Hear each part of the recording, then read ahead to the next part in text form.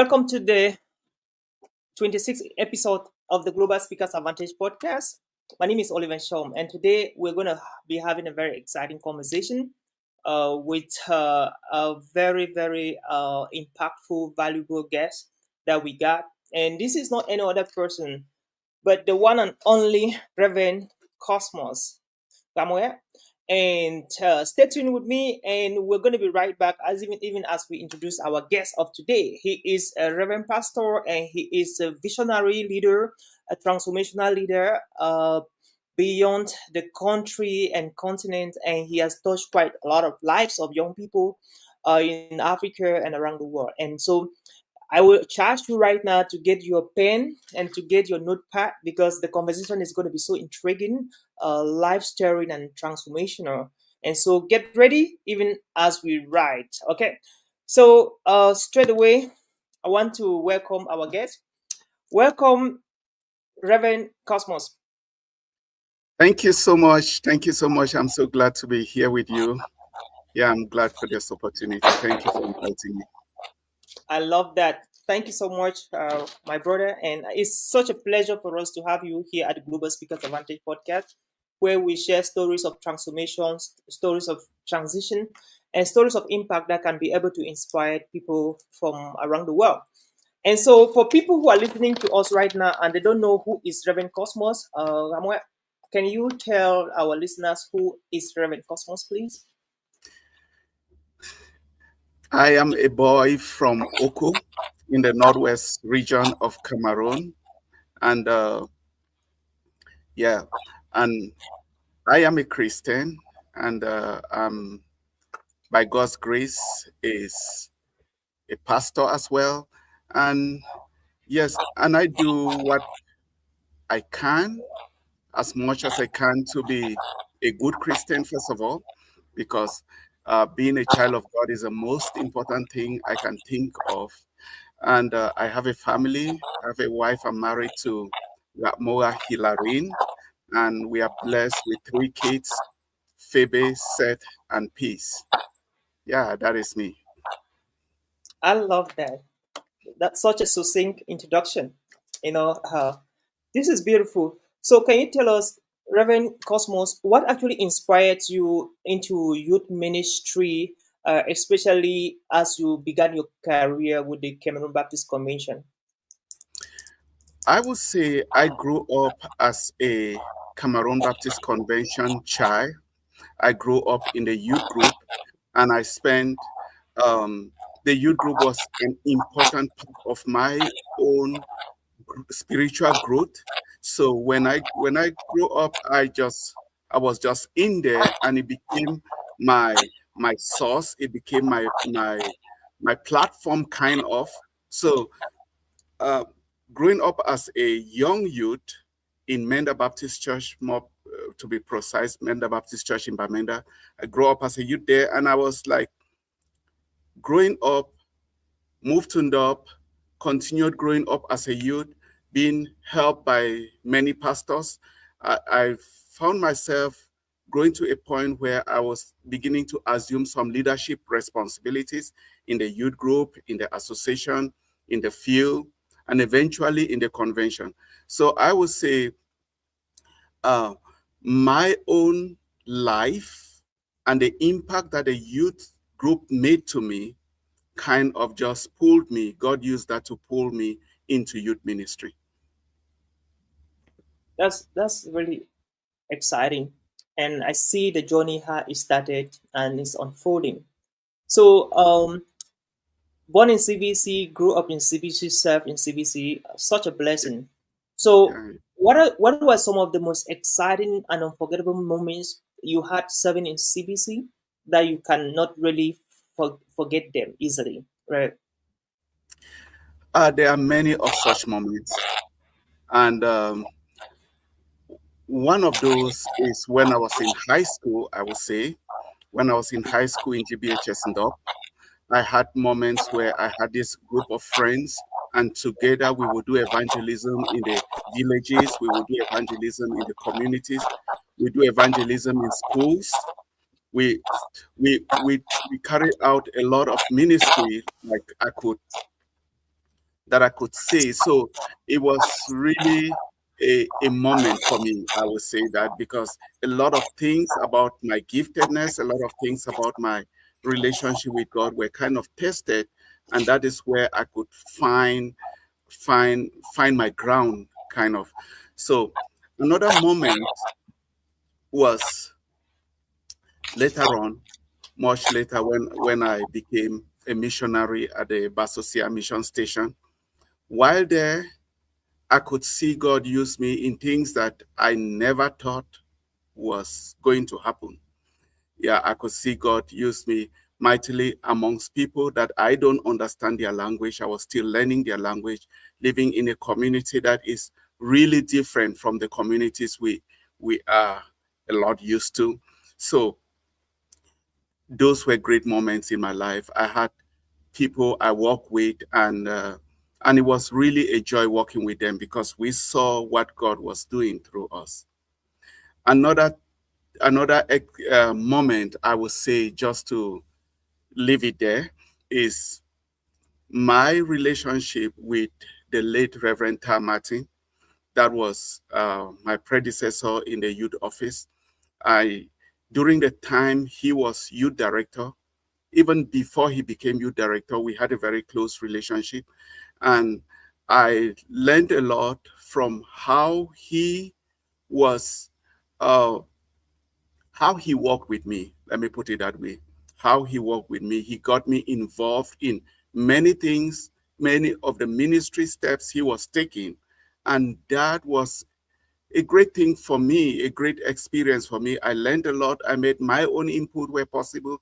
But yes, it was a great thing. This is somebody who, while he was in seminary, we were close. I was not yet in seminary, but he taught me a lot of things. He became a pastor. I was not. I was still a high school student.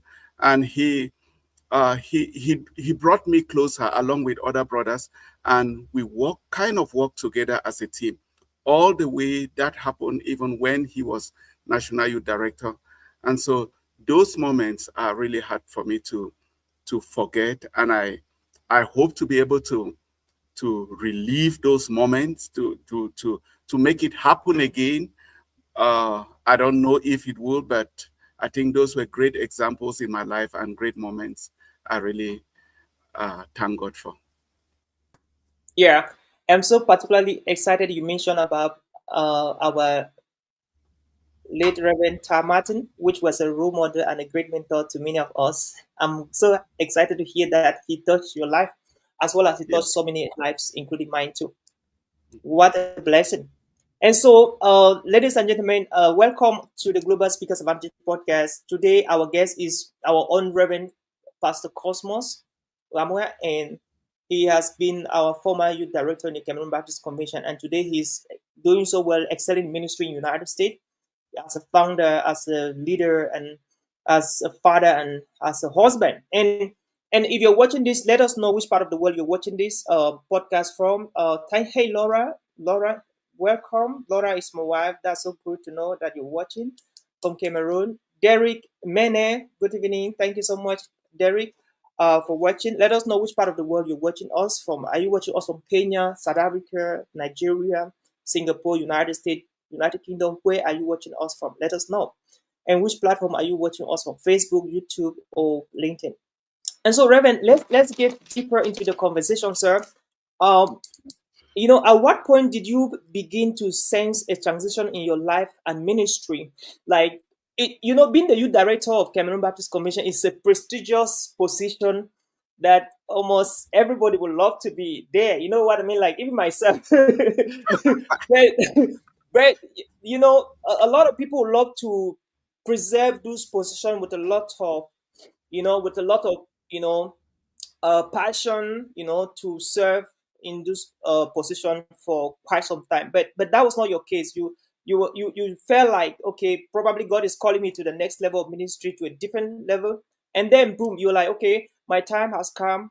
I have to get to the next level. I have to exit right now. So, like, at what point did you begin to sense that transition from you director of the Cameroon Baptist Convention, maybe traveling to different countries to start a different life or a different vision right there? Okay, let me start by saying I view leadership position as an opportunity to serve, and you can always serve uh, wherever you are. You don't need to be in one big position or whatever. So, um, becoming a youth director was never a goal for me. It was never something I prayed for or I had even desired to be. But it came upon me, and I understood God wanted me to be youth director at that particular time. He made it happen. And one thing I had in mind, and I remember I shared this, um, I always share this kind of everywhere I go, wherever I begin ministry. I know that um, night is coming when no one can walk. Just like Jesus said, we should walk while it is day because night is coming when no one can walk. I believe that there is night and day in ministry. There's a time you you actually start ministry. There is a time when you have to end it in a particular location, in a particular setting. So that happens.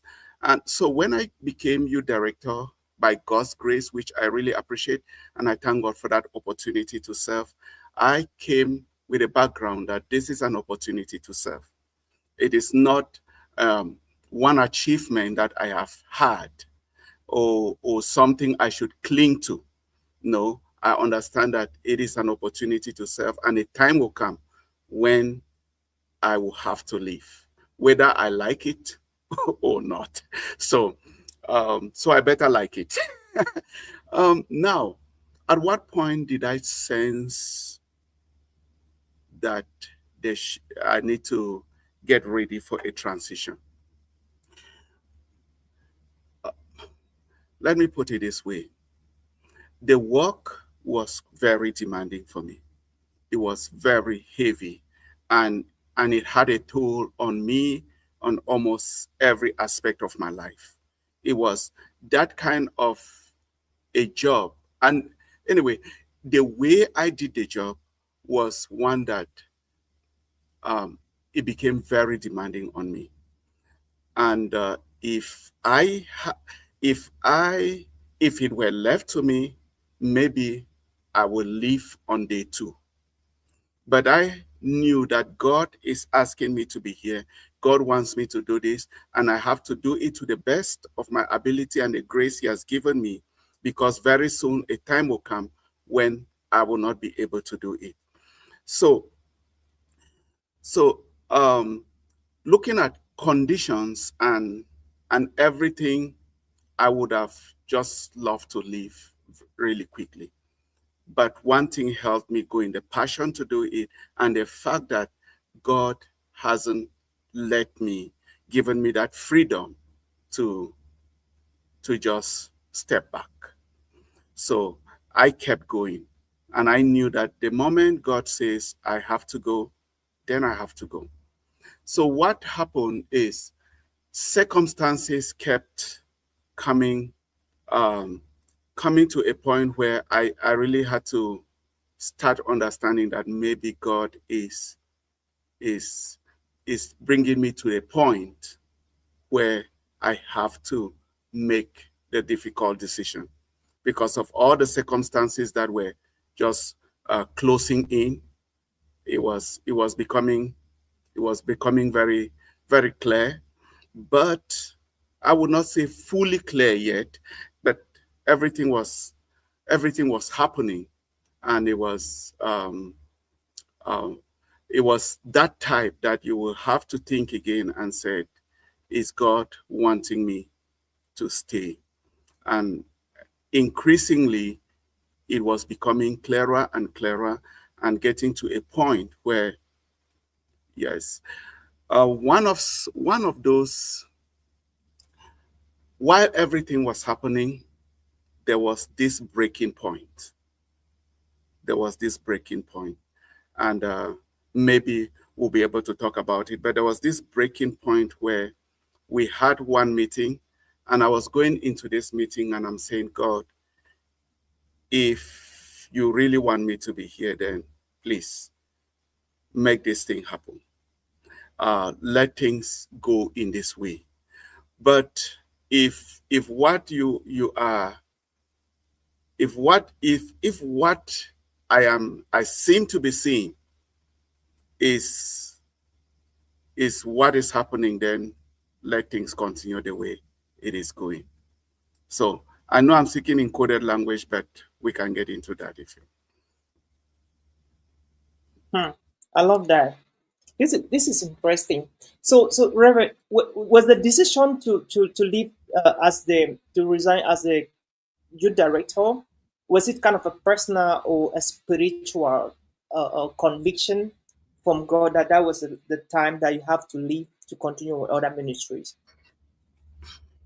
I won't say it was a conviction from God. Um, I would say it is. I would say God made it happen through circumstances.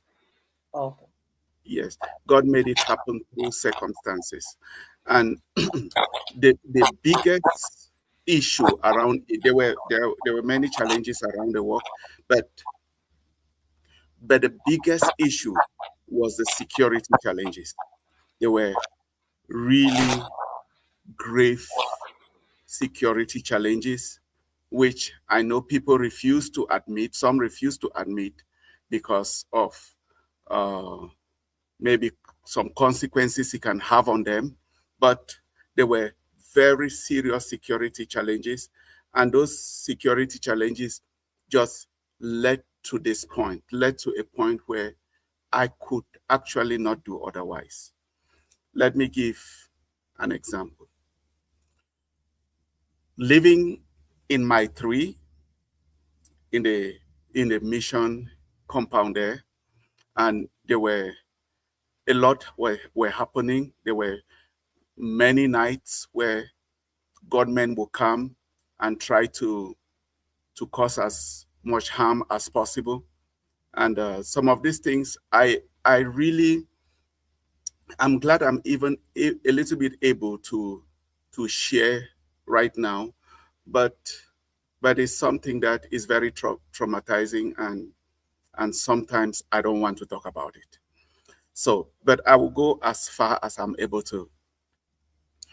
Um, we had these challenges where government kept coming and coming time and time again, and you lived in Bamenda, you know what that means, and you know what could happen. So all of that was going on, and we have had the situations where the night watchmen will they will be kidnapped or taken from their duty post while they are there to protecting us, but they will be arrested, taken to the bushes, and tortured.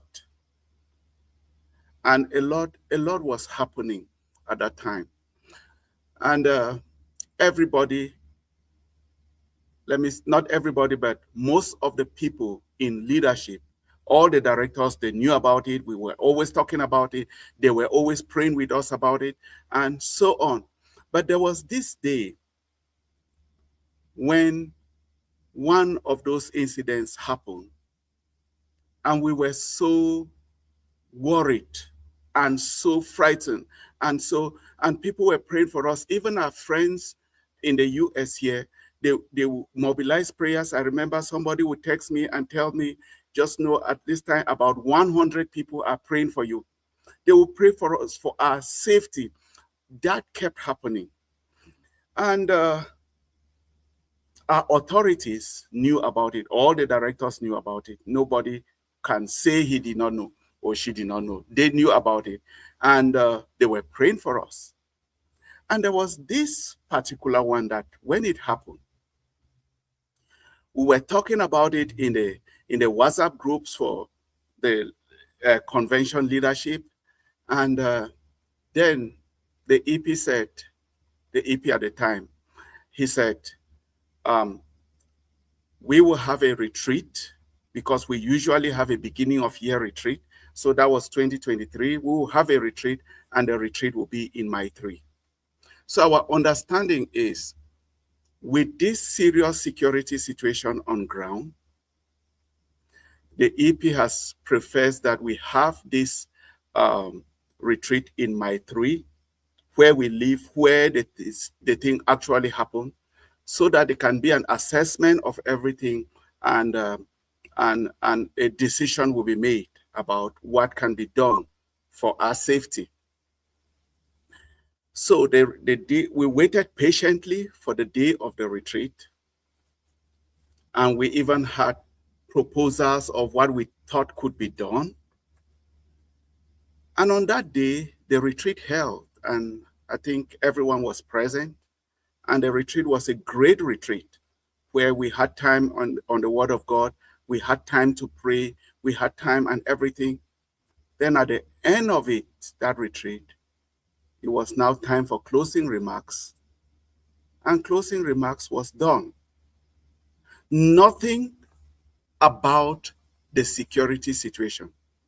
Then one of the directors, that was not me, but another director, raised his hand and expressed his disappointment. He thought we are coming for this retreat to address this situation. And we are here, we are suffering in this situation. This is a situation, everybody knows about it. And he is so surprised that this retreat is coming to an end without any mention of the situation here. And the EP was very angry, very angry. And the way he responded was really, really, that was with a lot of anger.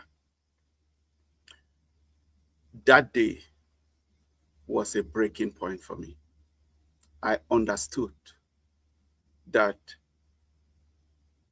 I have to take responsibility for my own safety and my own security and my family.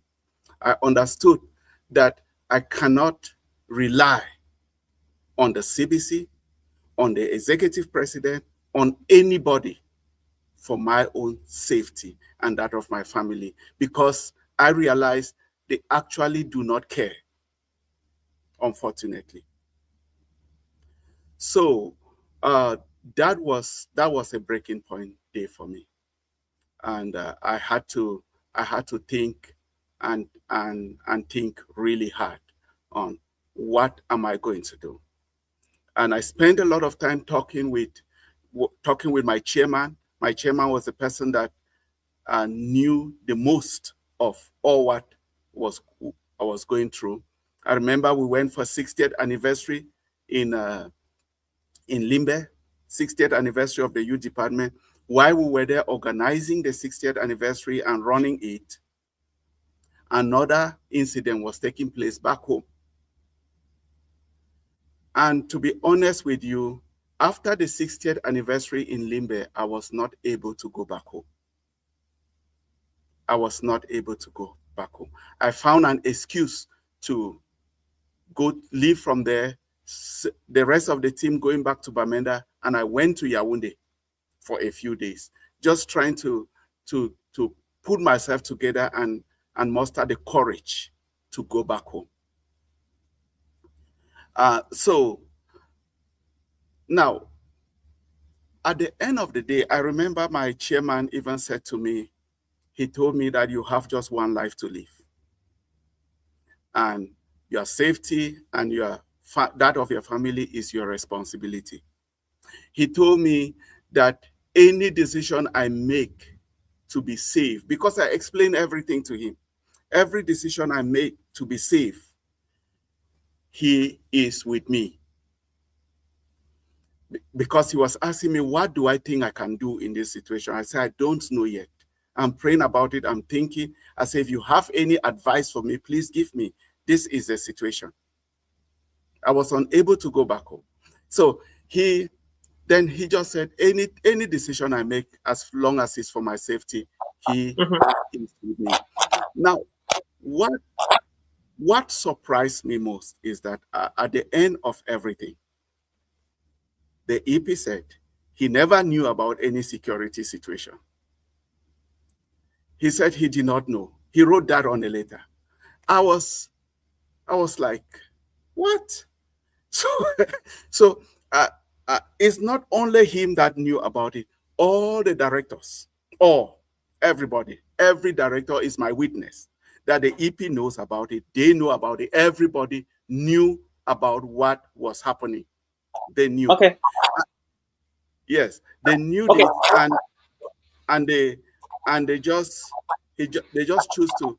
In fact, I know the directors were quiet even when the EP said he did not know.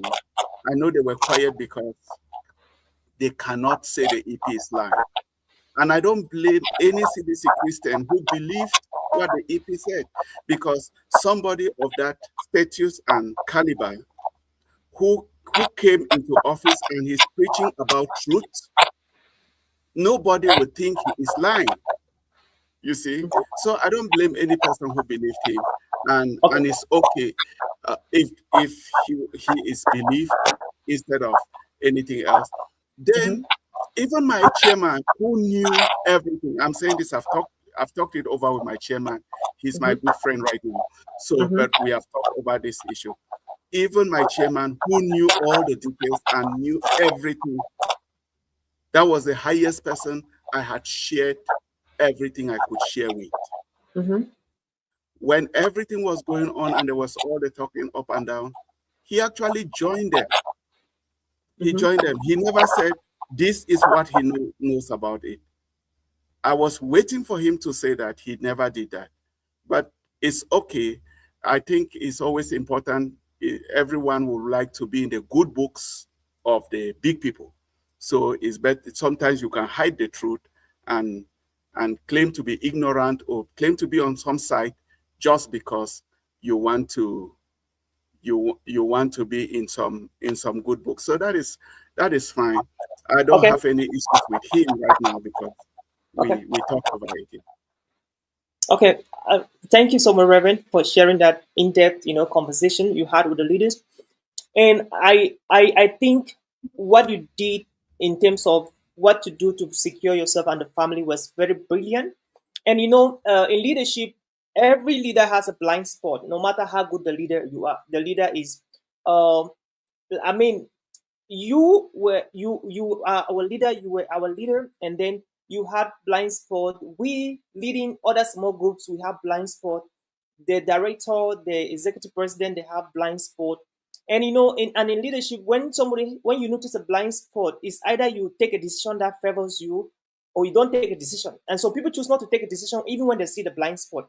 And I'm happy that you saw the blind spot and you took a decision, which is very good. Now, my question for you right now is, that was very brilliant for seeing that blind spot from the leader and then taking a decision, which was in favor of your family, which I really appreciate. What came to your mind in terms of the youth, the hundreds and thousands of youths that you were leading at the time, and they were looking up to you? How did you prepare your transition in such a way that it should be smooth, so that the young people that loved you so much, they still love you right now, and they were working with you and they were building a lot of systems with you? What did you do to transition them to a leader who could take care of them while you are exiting as the leader that they were all looking up to? First of all, the way the CBC is structured and the way we function, I don't determine who comes after me. You don't determine who comes after you. The leaders and the body does it. So it was not my rule to do that. But there was something I could do. And what I could do, I started doing it from day one. And it is working with leaders, working with others, working with the youth leaders of the fields and the convention, working in such a way that everything we were doing was something we agreed about. It was something we agreed to do.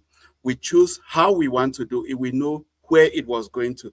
So everybody in the team understood our focus. So I don't need to say that means in such a way that if I leave, when I leave, I'm able to say, okay, others are able to just continue from there because they understood whatever vision we had, they know it, they know the strategies we were using, they knew the goals for it, and so on. So for me, that is a transition. I didn't have the opportunity to say, okay, this is a handover note, or explaining these details or that one, even though I was always available to do it in in a setting that is possible, but I didn't have the opportunity to do the normal kind of handing over. I didn't do that, but I am glad that the way I had worked with all my leaders, there was nothing about that leadership that they actually did not know. So to me, that was transition from day one. Thank you so much, Rev. I love that, and I love your transparency. I really appreciate that vulnerability and transparency aspect of your transition. And I think um like you being the head of the family, you are responsible for decision making, and you have to come up with an action plan, a blueprint of how you want to run your family, and definitely you have to decide how things should happen, which is very good, even as the head of the family. So let us know, what lessons did you learn, from your season of transition? What did the season of transition teach you in terms of leadership, obedience, and purpose?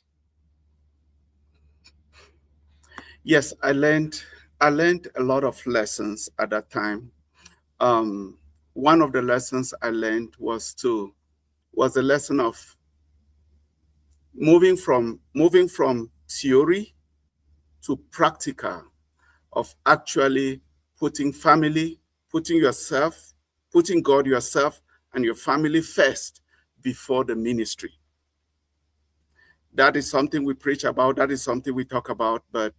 We, but our wives and our children, they actually know that most of the times we don't put them before the ministry.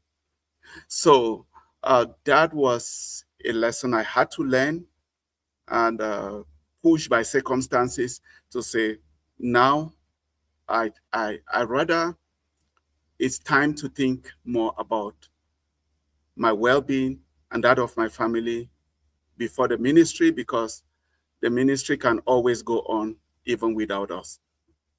So that was one lesson I learned. Another lesson I learned is what the Bible had already said: don't trust people. I'm not. I don't mean that you should not. I don't mean it in a negative way, but I mean in the sense that don't depend on people, because God is the only one who will never fail us. Every human will fail us at some point. You'll fail us. So when you depend on people, and you anchor your life and everything about you on people, they will fail you. I think I experienced that failure in a very serious way. I experienced the failure, and where I saw how people failed me. Maybe I failed others. I am human too. Yeah. But yes, that happened, and I really, really, uh, that was a lesson for me. So since then, I I look at everyone, but I would rather trust God than trust people. Yeah.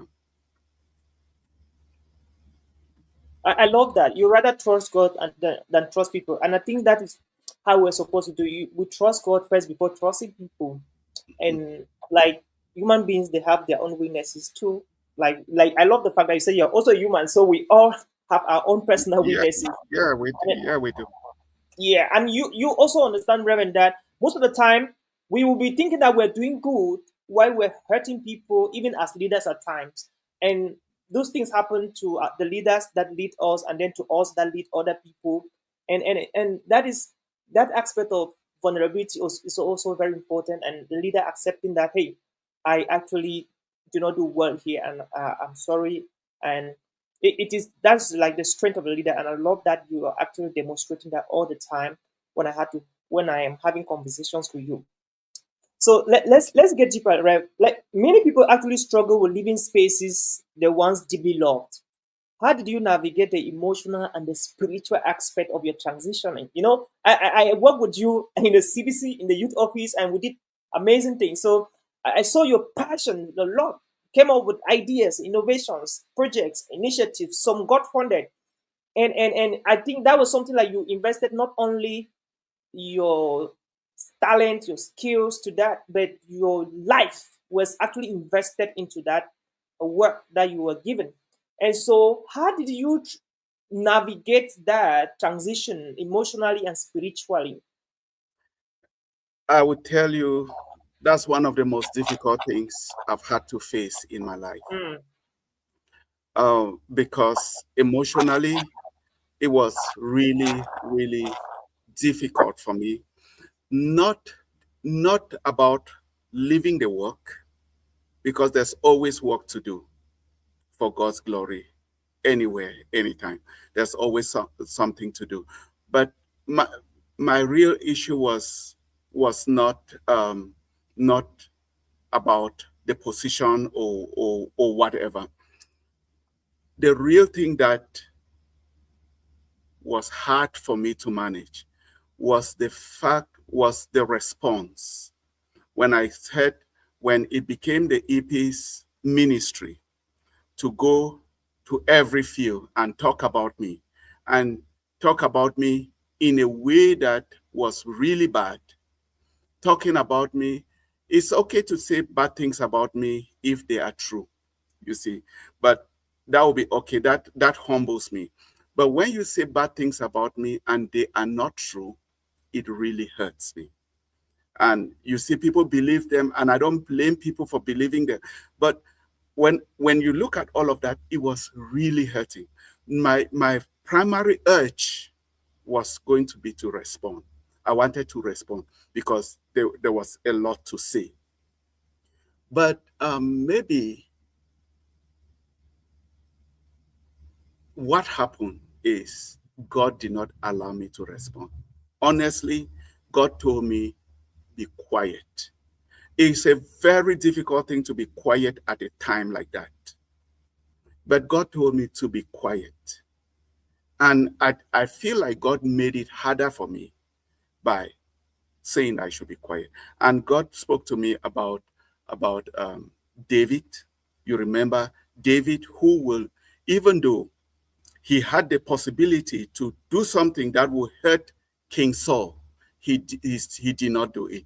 He said he will not touch the Lord's anointed. He did not do it. That was what God was telling me, to be quiet. And I understood that um, I understood the primary reason was to not divide the church. I know the influence I had amongst the youths, and not only the youths. I knew what could happen to the CBC if I spoke, if I said something. It is going to discredit the leader in a very serious way. It is going to uh, it it had the potential to actually divide the church in to some extent. It had the potential of causing all the youths in the CBC, and they are in their tens of thousands, all the youths in the CBC to really lost trust in the leader. And if youth whom we are building, if they lost trust in the leader, then they can easily go astray. So it's better for them to still follow the leader and be against me than than to than to not have any leader to follow, and then maybe just get so mad at everything and maybe start distrusting the things of God. So looking at all of that, I said it's better for the church to stay together. And it's okay if I take all the blames and I'm the terrible person and whatever, that is okay, as long as it does not hurt God's church and does not hurt God's people. So that was the background, that was the understanding, and knowing that God is saying, be quiet. Truly speaking, what I was going to say at the time could be very dangerous. And God said, be quiet. And I was like, when do I say this thing? When do I respond? And it was like, it's none of your business. Just be quiet and do my prophet no harm. I was like, okay. Wow. Yeah. Then even looking at, there were other CBC leaders, key CBC leaders, like the CBC chairman. That is somebody who is actually my father. I consider him to be my father because he loves me and he cares for me like a father. There are times I've been very angry with him. Then later on, I realized it was just love. He has rebuked me. We have been in some very big meetings and I'm pressing on some issues and he rebuked me very sharply. I was so angry that why this thing is wrong. Why is he supporting these people when they are wrong instead of standing with me? He rebuked me very sharply. I later on realized he was just protecting me. Yes, he was protecting me. He never said anything to me about that. I even went to his house later on to blame him for being against me on something that I was right about. And he still maintained his stand. But I later on realized he just loved me and he was protecting me. He knew what he was protecting me for, which I had no idea. So he just had to shut me down and rebuke me very harshly. Now, he is my father. He was even accused for bringing in his son into the youth office as youth director. He was accused for that. Meanwhile, the reality is I knew him. He did not know me at all before that election. He did not know me. Now, so when all of these things happened, I did not talk to him because he was the CBC chairman. I knew if he has any idea of what is going on, he may support whatever I am doing, and it will attract more attacks on him as a chairman. He will feel like he did something with me. So I prefer to say, let my father be angry with me for not talking to him. That is better because I think I'm protecting him too. By not telling him anything, I guess I'm protecting him in my own way. I love that. And Reverend, there's a saying that they said is, what an old man can see just sitting down, the young man can climb the tallest mountain in the world, will never see that. Now, I understand that leadership is at times very complex. The EP being a little bit trying to manage the complexity of managing the youth department in your absence, the anger, the frustration at times, they could come with a lot of decisions and some movements. But I want to clap for you that you were quiet. Listen, Reverend. So I was discussing with some very good friends in the CBC, some great leaders, and they were like, one thing I respect Reverend Cosmos for is his humility and his ability to stay calm in the midst of chaos, the midst of trials and temptations. Because if you could have spoken, that could have sparked a lot of fire that could have caused a lot to our prestigious Cameroon Baptist Convention. And personally, I applaud you that you listen to God, that you should not say anything. Because if you said something, it could have been like you're fighting with our EP, and that could have bring a lot of confusion even among the young people. And the fact that you stayed quiet, that was like, I was so happy that you did that.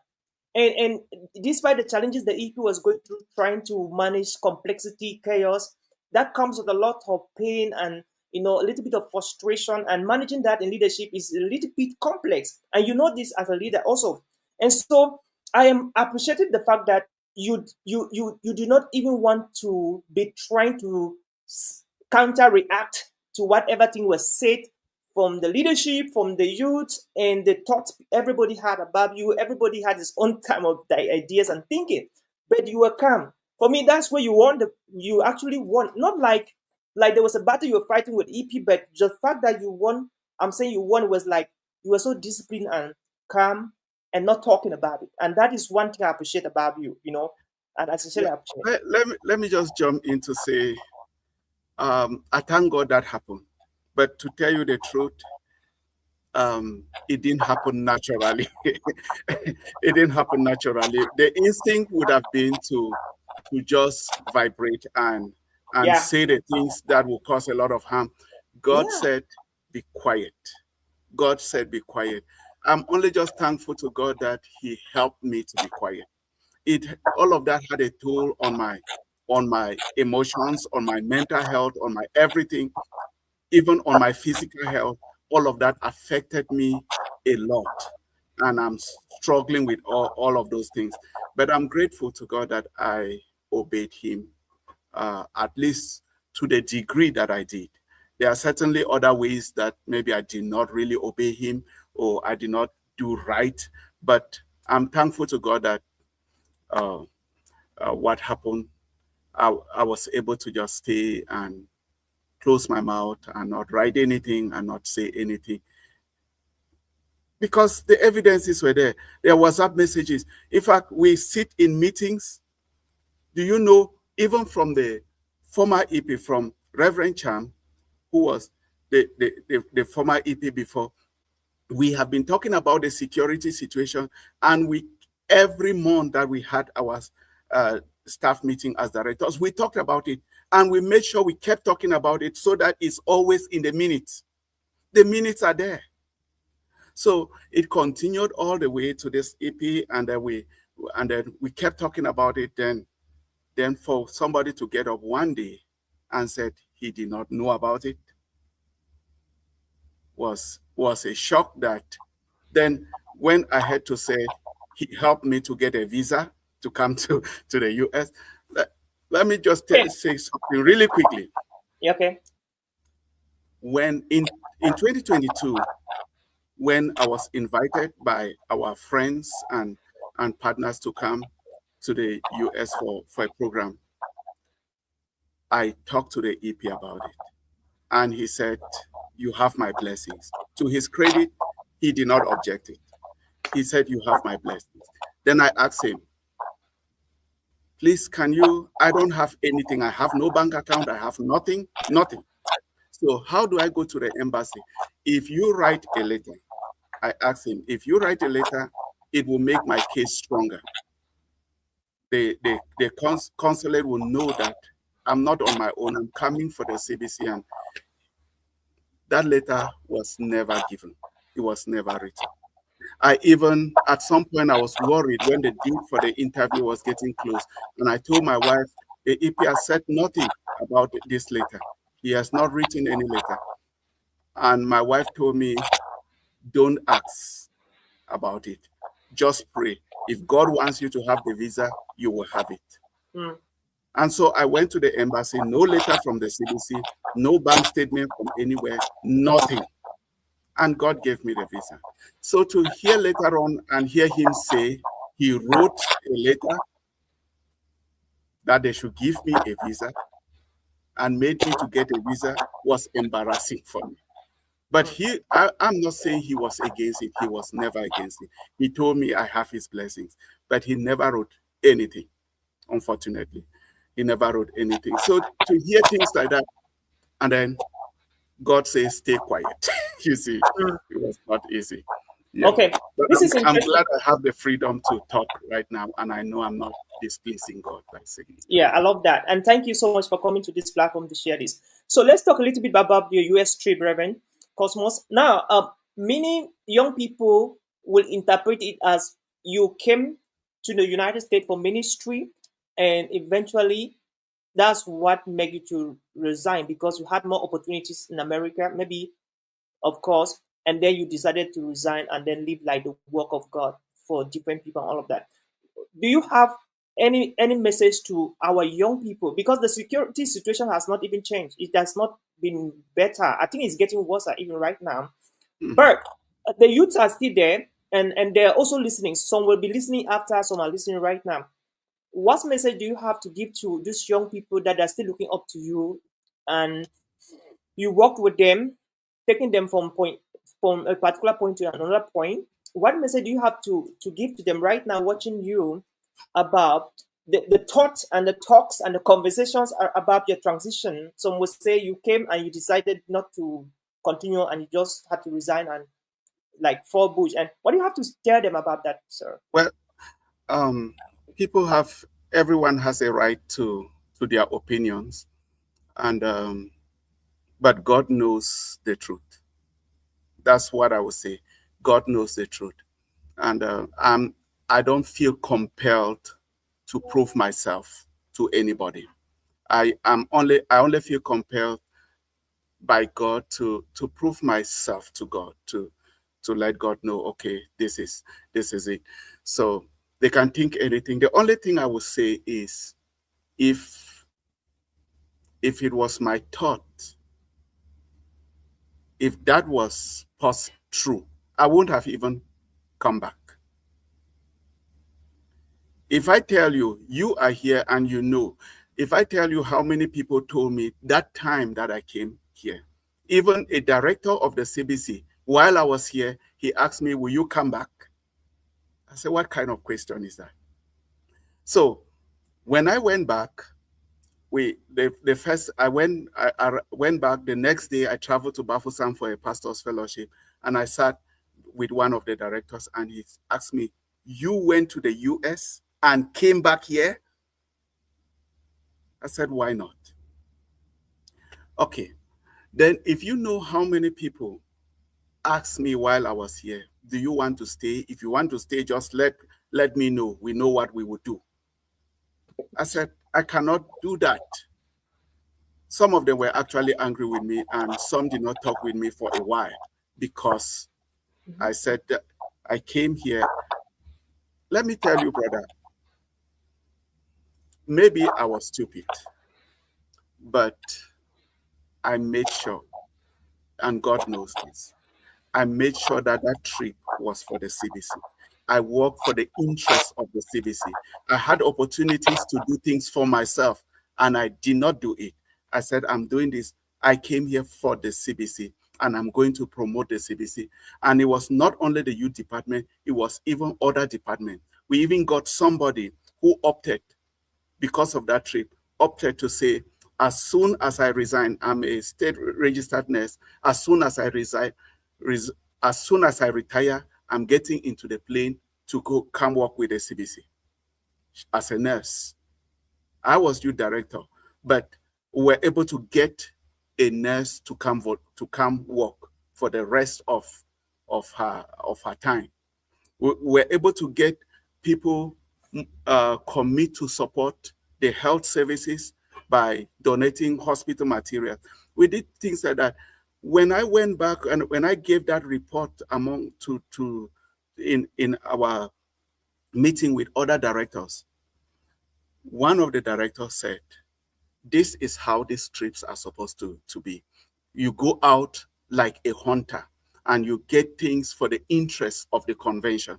This is how it's supposed to be. He even said, if some of us knew that you were going, we would have supported the trip. All of this because when I came, I kept myself away from everything and I tried to work for the interest of the convention. I did that and God knows that. So if I really wanted to stay, I would have done things that helps me stay. But it's okay. Everyone has a right to his opinion, and Yeah. that is fine. And Reverend Cosmos, I really appreciate you. I've been in those shoes. I remember the first time I came to United States in 2023, everybody was like, you can't go back to Cameroon, you have to stay. And I went back to Cameroon, some said I was very stupid. I'm like, okay, that's what you think, that's fine. But I mean, the fact that you came back to Cameroon on this trip really meant a lot to me, because I think that now the question I have for you, Reverend, is that when you're coming back to Cameroon, do you have plans to return back to United States despite the work you were doing with this Cameroon Baptist Convention? Okay, this is a plan I had. I don't know if I've said this anywhere. I understand that we have people in the convention who are able to come here anytime because they have gone back and forth so many times. Yeah. That is the kind of person I wanted to be. I wanted to make, my plan was not that I'm going to come here and stay here. No. My plan was, I've had the opportunity to come once. I want to come again and again and again so that I am actually able to come anytime. So I will be I will be one of those CBC leaders that have the opportunity to come here at any point representing the CBC and working for the youth. That is what I wanted to be. And I was on track working with the rest of the executive of the youth department to get to that point as well. But we knew that the starting point was not going to be coming to the US. It could be going to Europe or going somewhere. And that was already in plan. COVID came and disturbed that plan, disturbed the first trip, disturbed the second trip. And we were actually planning that. So it was not just something about me. My goal was to be able to get a number of youth leaders who have the possibilities, who have built the trust, have the possibility of traveling here frequently. So that will be a plus for the department. So was I planning to come back? Yes, I was planning to come back. Was I planning to come and stay? No, I was never planning that. But I wanted opportunities to be able to come many times and bring teams, just as our partners here were bringing teams back home. And that is what I was looking forward to. Thank you, Rev. I love that. Because I know in those days, they were giving us 12 months visa for 12 months, 1 year, multiple entry, right? Yes. Yeah, I remember. Yeah. I don't know whether they still do that today. So multiple entry means that you can go and come. Anytime you want to come, just pay your flight, come in because you have the visa for 1 year. Yeah. I see that. And that is so brilliant. That is so brilliant. And I love your vision you had for the department, and the fact that you did not just want to do things only for the youth department, but you're also thinking about the health, maybe the women and the men and all of that. And this is so interesting. And thank you for sharing. This makes a lot of sense to me. I'm also learning a lot. Even in this conversation we're having. I have my own thought too. So let's transition to what you're doing right now. Let's talk about the birth of a new vision. So, what inspired the birth of Seed of Hope organization, Rev? Is it like a strategy you want to finish the work you started in in Cameroon or in Africa? Let me put it this way. Seed of Hope is a name given to a life. Seed of Hope is a name given to something that has been happening for maybe 20 years. Now, let me try to explain. When I got married in 2018, when I got married in 2008, not 2018, when I got married in 2008, my wife happened to be someone who was very, very generous. Nobody comes to the house and live without a small rapon of something. No, she was very generous. We didn't have anything much, but the little we had, she will always share it. She will always share. There were times I would even beg her, say, Mama, you see, we also need to eat in this house, you see. Yeah. She was doing her best to take care of the home, but she will always give, always giving. So that I would say I was a little bit generous, but not as much as she was. Then um, through her and through all of that, it just became our life, trying to share whatever we had with those we thought needed it.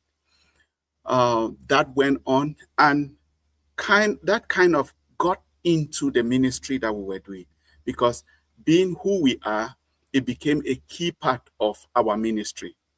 We served in Basosia as mission station manager, and she was the head teacher there. While there, the ministry was very successful. It's more than 10 years ago, and I still hear a lot of feedback from there. People are, yeah, other ministers of the gospel have come there. Many of them, sometimes multiple people doing what I was doing alone. And but you still see it is hard for anyone who is there to not recognize what we did there. It's not really because we don't want recognition. Actually, we are not seeking it, but there is a way it is just clear. Now, what happened there is that besides everything, one thing that I know God used so greatly was social ministry. We had very strong relationships with the DO, with the chiefs around, with the quarter heads, with the entire community. And part of it was because of what we were doing or facilitating to be done for the community. And so through that, we were able to actually bring the gospel really powerfully. And they were accepting the gospel because of the other things we were also bringing to them that they needed.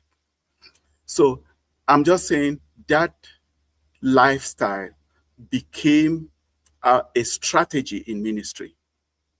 From there, when I became pastor of Salvation Baptist Church in Bamenda, we were using the same strategy in the way we could. We didn't have all the means, but we were always able to do something. We will have bags of rice and gari. So all those students, we say, if you really do not have what to eat, come get food from the church. And they were coming and getting, and they were happy.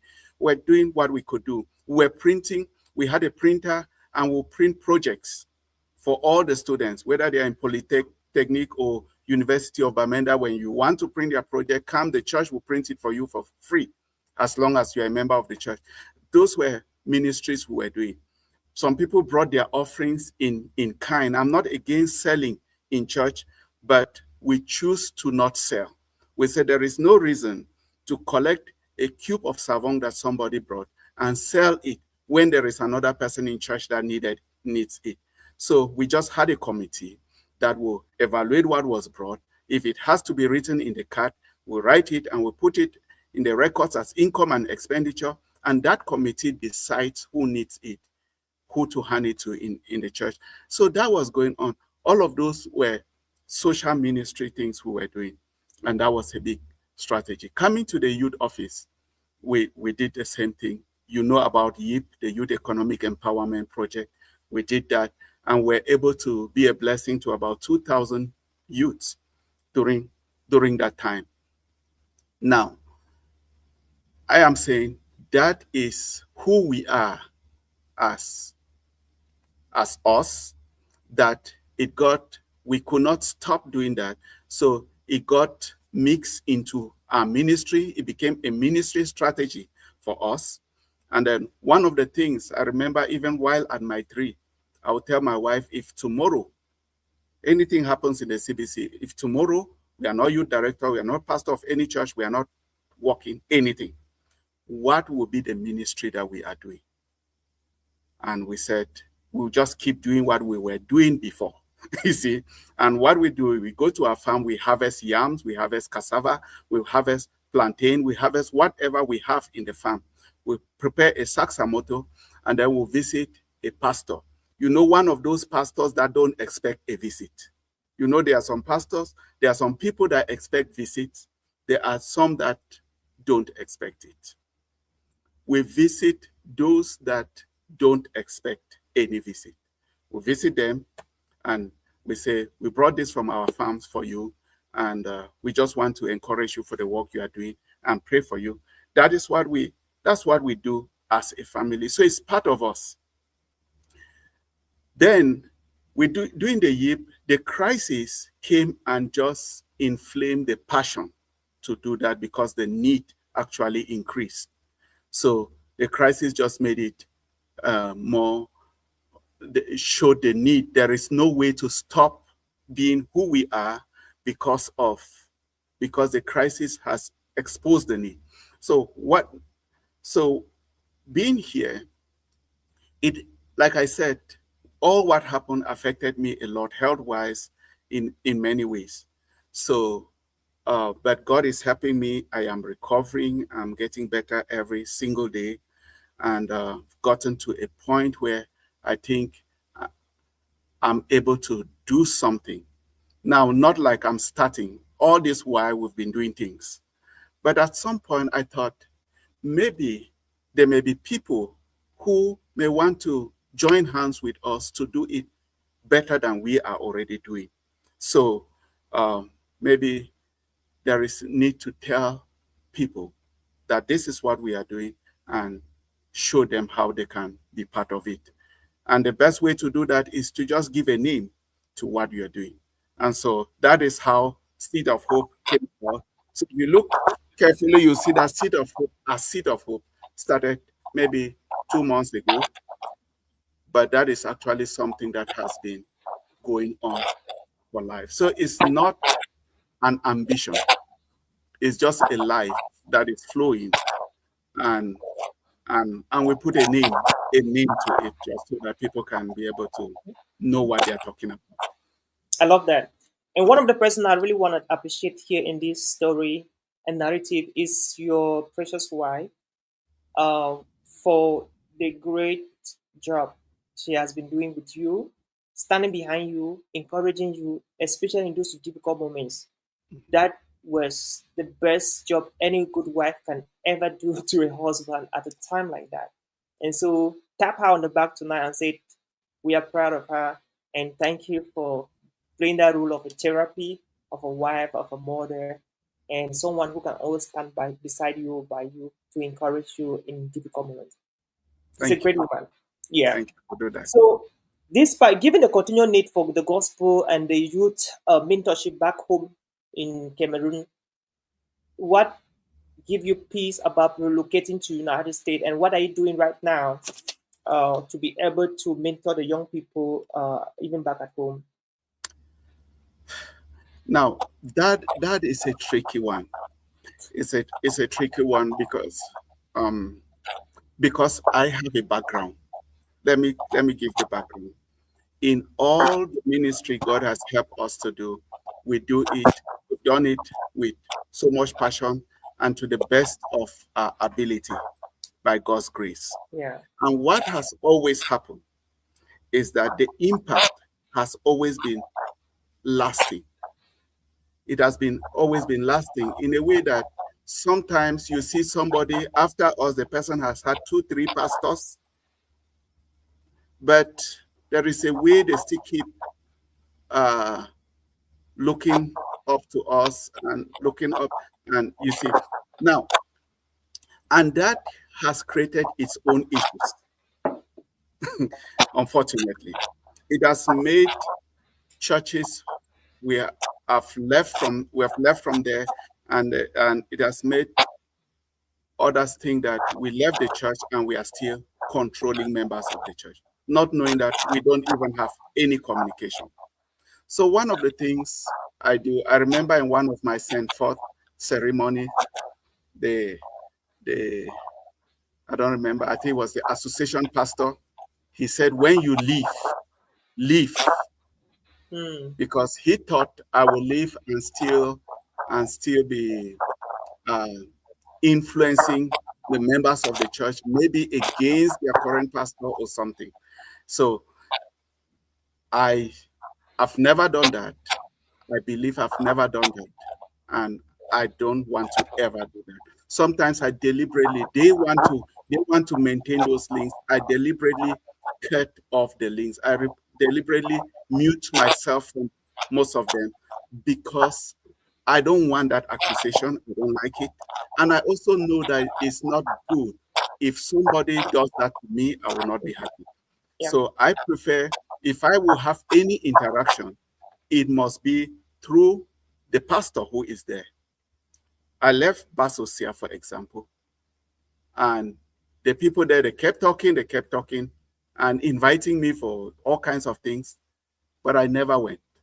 And I never really wanted to do anything. But when the pastor invites me, I honor it because I know this is the person who has the right to bring me in. So now, coming to your question about what I am doing, it is in the same, with that background, I try to not do anything. Yes, I try to not do anything just because I want the work. I want people to, they have their leaders, they should look up to their leaders, not up to me.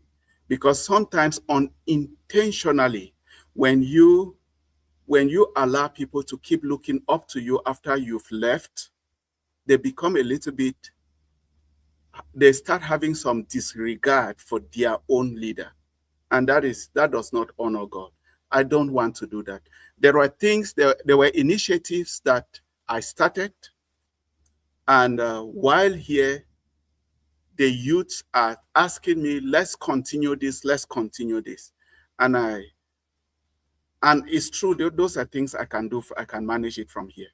But I said, I did not do that as me, even though it was my initiative, but I did it using my office as youth director.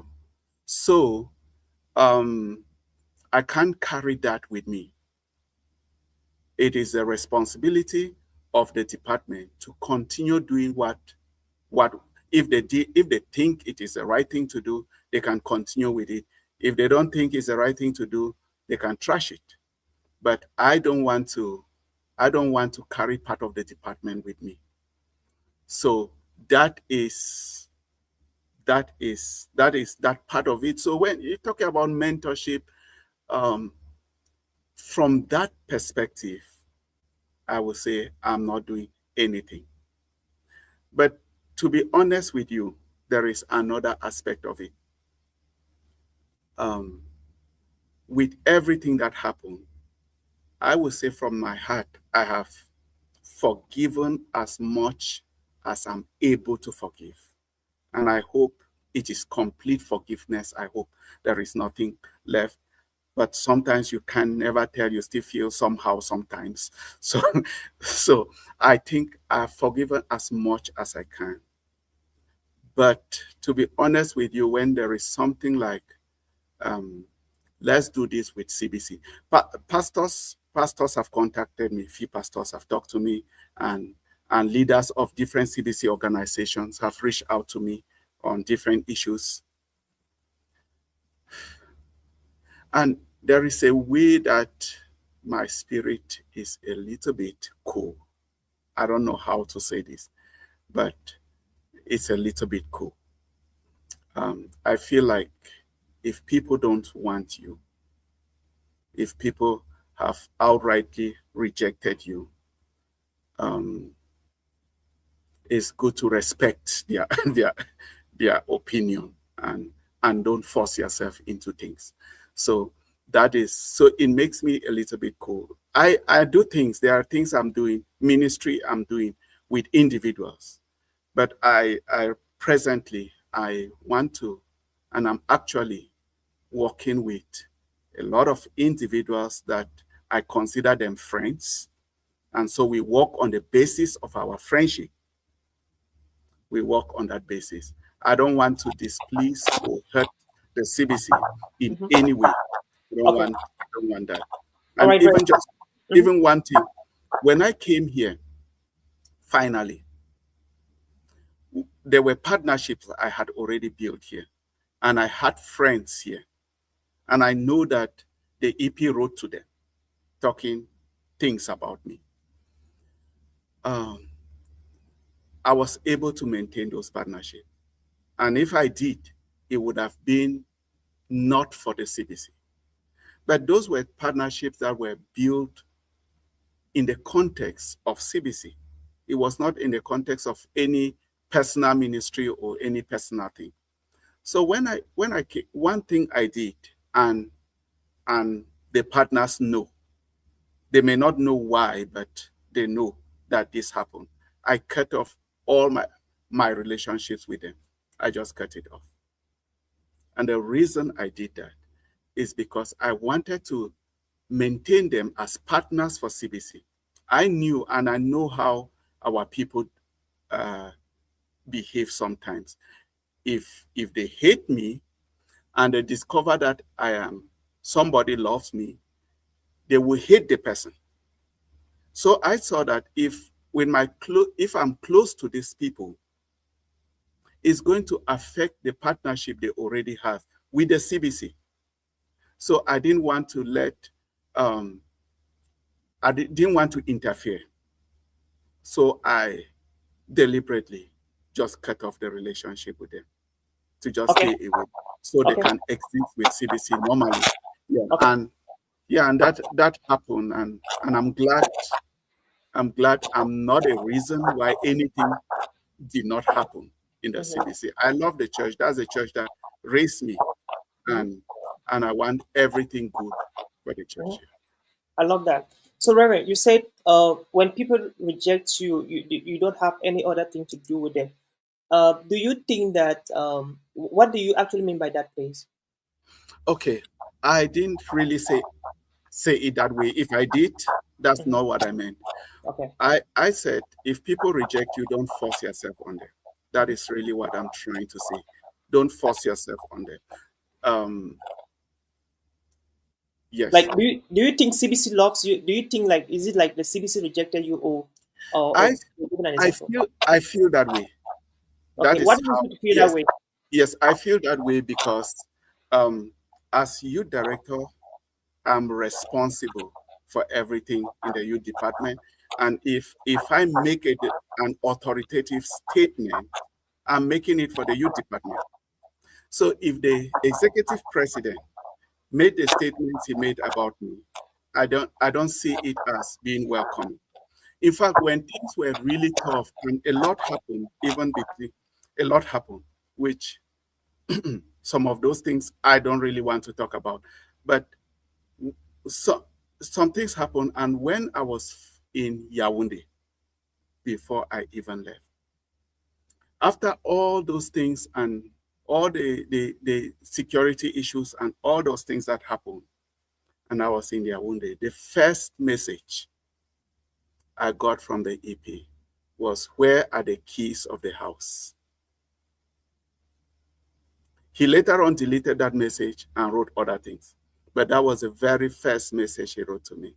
Then I understood that I am not welcome. At that point, I was figuring out, and I was actually talking with my chairman. I don't think I'm able to live in Bamenda. I don't think this is the circumstances in which all these things are happening. So how do I go about working? I was still thinking about all of these things. I'm thinking, and then the message I got was, "Where are the keys of the house?" So that alone made me, I did not feel welcome. I understood that I am not welcome. So then after that, other things were going on, and other things were happening, and other things were said. So I actually understand if the leader of the convention said the things he said about me, not privately, but in public, and plus the ones he said to me privately, I don't think I am welcome. Yeah, I don't think somebody said you had a problem with somebody, not the convention. I said that you can't really separate it.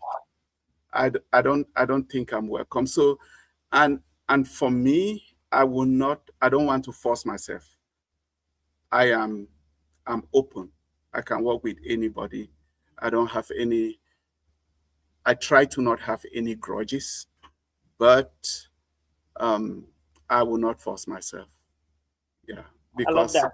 Jesus says the field is white. Hmm. It's Yeah. wide, and there are souls everywhere. Yeah. Hmm. So I love that. So Reverend, so the mission that even brought you to United States, you came and saved self and come back. At least, um, apart from the fact that the leader did not give you a recommendation letter or uh, bank statement that you needed, what way did the church help you or the youth department help you in your trip, sir? um, okay, those that invite the partners that invited me covered for my trip, and these partners are partners with the CBC. So even though they are the ones that covered for the trip, um, I did not see it as they are doing it for me. I saw that they are doing it for the youth department and and indirectly for the convention. Okay, but the department or the convention directly, what the convention did not, other than giving me a letter, there was nothing much they really needed to do. To be fair, there was nothing much they needed to do. Yeah, I know there were also some allowances they gave me, which covered for some lodging that I lodged in before, while I was still on transit. I lodged in New York, and they covered for that. I was due by an Uber driver. They covered for that. So, yeah, my first time using Uber in New York. It was actually my first time using Uber ever. That was in New York. I was duped and $200, and they covered for it. So I would say I expected those letters, which I did not get, but I had the moral support and all the other support that. So I actually felt that um, it was not the whole convention that had to give me a letter. It was one person. He did not give it for whatever reason, but God gave me the visa anyway. And so, but any other thing that they needed to do was done. It was the youth vehicle that I used to go to the airport and things like that, or was picked up from the airport, all of that. So it was official. Yeah. Beautiful. Okay, so at least the church played a role Yes. in the Played a trip. role. Okay, I'm glad to hear that. All right, so this is becoming very interesting, and we will just have a short 30 seconds break, and then we'll be right back so we can continue with the conversation. Some people All are right. really loving it, so we are going, and some people are just there watching. So let us know. Don't be quiet. Like, let us know where you're watching. And so we just enjoy this 30 seconds short break, and then we're going to be right back. So when you want to create rapport as a speaker, you must maintain eye contact. Because when you're talking to someone who doesn't look at you directly in the eyes, like the person is not sure what he's saying. And most of the time when you're not sure what you're saying, you're lying. So eye contact, very, very important. When there's eye contact, there's rapport. When there's rapport, there's bonding. When there's bonding, there's connection. When there's connection, there's transmission of information. So eye contact is very important. As a speaker, as an entrepreneur, as a leader, as an executive, maintain eye contact with the people you're talking to there. That's very important. All right, welcome everybody. This is the Global Speakers Advantage podcast, and we are here with the one and only Reverend Cosmos Ramwa, and our former Director of Youth, Cameroon Baptist Convention Youth and Student Department, and the founder and the CEO of Seat of Hope. So the conversation continues. Let's talk a little bit about leadership, ministry, and relationships. Reverend, what are some of the challenges ministers like you face when working closely with fellow pastors and leaders? I know you talked a couple of them, but let's be a little bit explicit here. Pastors are watching, pastors are going to watch, and they also want to learn from your experience. What are the pitfalls they need to avoid?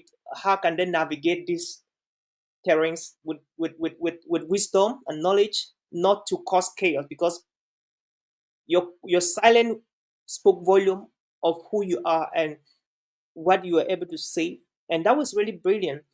And the kind of fire that could have sparked. We did not have that at the end of the day somehow because you were silent, and that was a lot of wisdom. And also thank God for your mentors and coaches. So share with us. Let's talk about pastoring. Like, what are some of the challenges that ministers like you go through working with their peers at the same time working with the leaders? Okay. There is this say that I've always been against because I don't like it. Not that it's not necessarily true, but it's just that I don't like it. They say the pastor's problem is the pastor. That is a common say in the CBC amongst Christians. I've had the opportunity to work with many pastors. I've worked with pastors. I've been associate pastor for years. I've served as associate pastor. I've served as missionaries, working with other pastors. Then I've served as a youth director, working with many pastors. I've had the opportunity to have pastors as members of my church. And so I have a little bit to say on this question. I've had both nice experiences and some very difficult ones. For the nice one, I can call names because they are good ones, but for the other ones, I will not.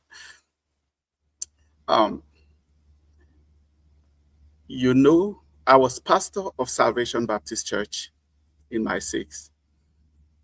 And one of the pastors who was a member of my church was Reverend Bonko. Reverend Bonko, when he came and finally made the decision to be worshiping with us, it was a surprise because we know the caliber of person that he is. We know he was just coming in from, he was the provost of the seminary, and he was teaching preaching. So he knows administration, he knows preaching, and he's a very serious exegist. He's very good when it comes to interpreting the Bible and so on. So when he became a member of the church, just his personality is a little bit threatening. So I had to just speak to myself.